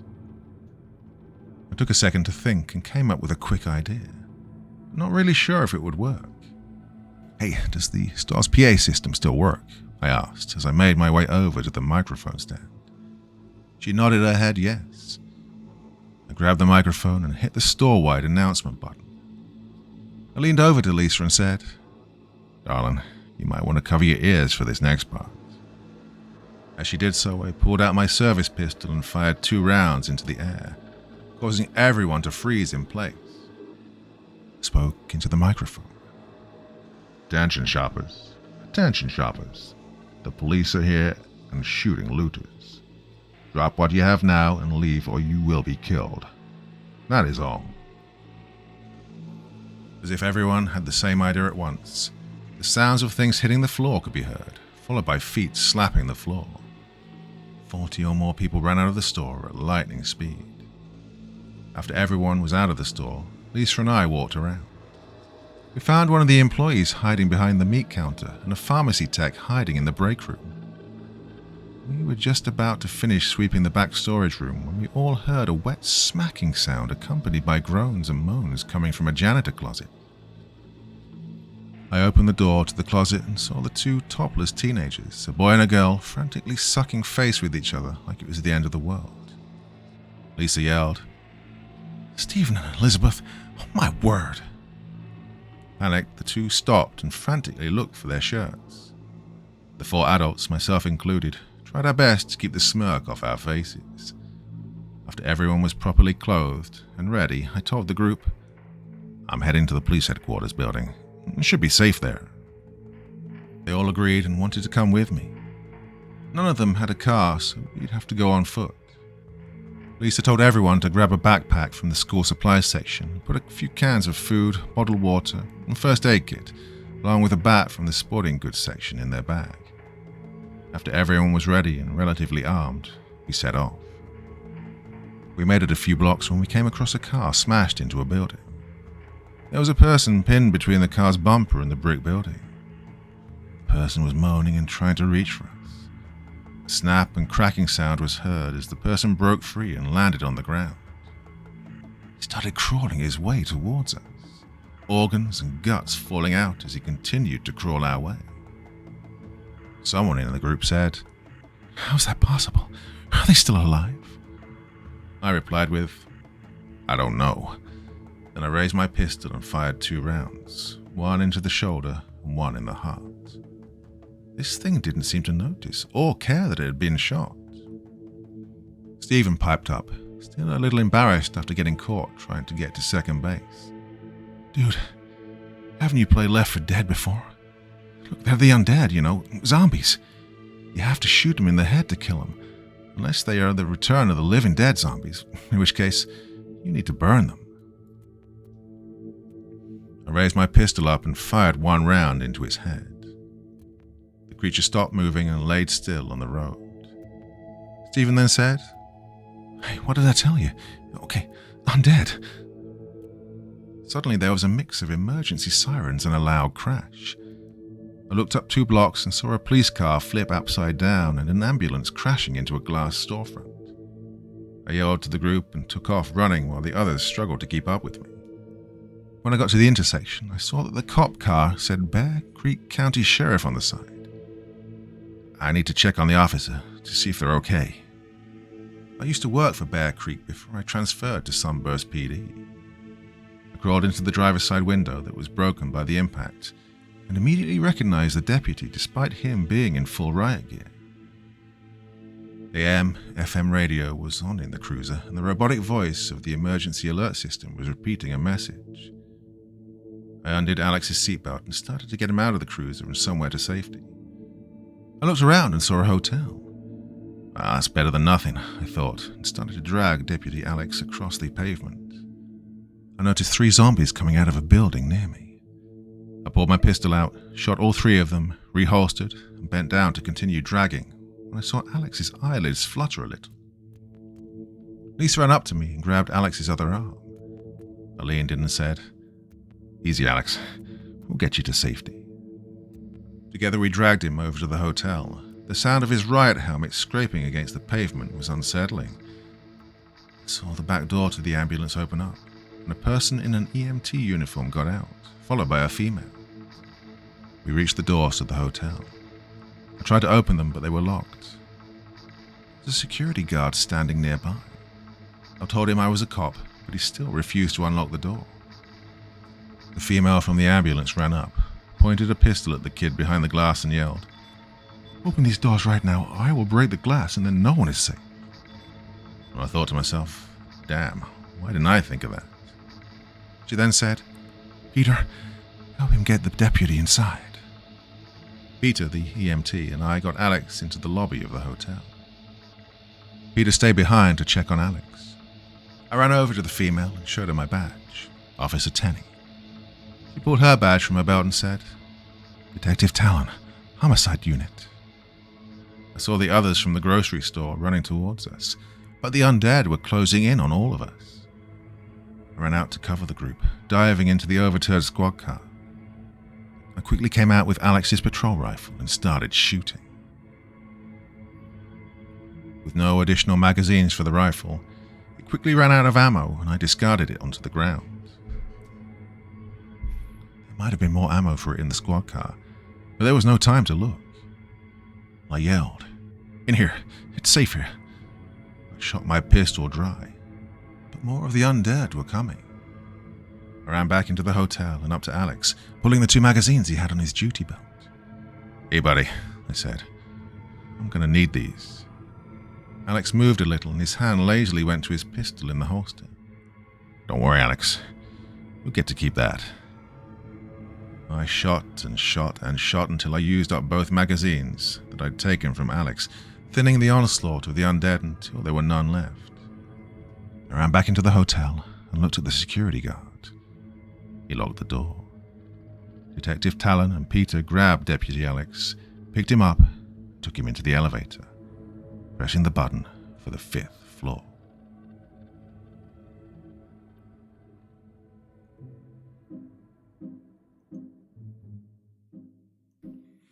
So there we go. Stories starting to be seen from the other people's perspective, all bring us up to that one point that we are at now. If anything I just said makes sense, then woo, thank God. But yeah, this is really hotting up. Like I said, this is going to take me most of the summer to get through because it's an epic. Probably just about a quarter of the way through the story at this point. I'm expecting it to be 5-6 hours in length in total when we get to the end, and it will definitely be worth it. Okay, thanks for listening on this beautiful Sunday. See you again real soon, probably tomorrow night. So then, my dear friends, very, very sweet dreams. Bye-bye.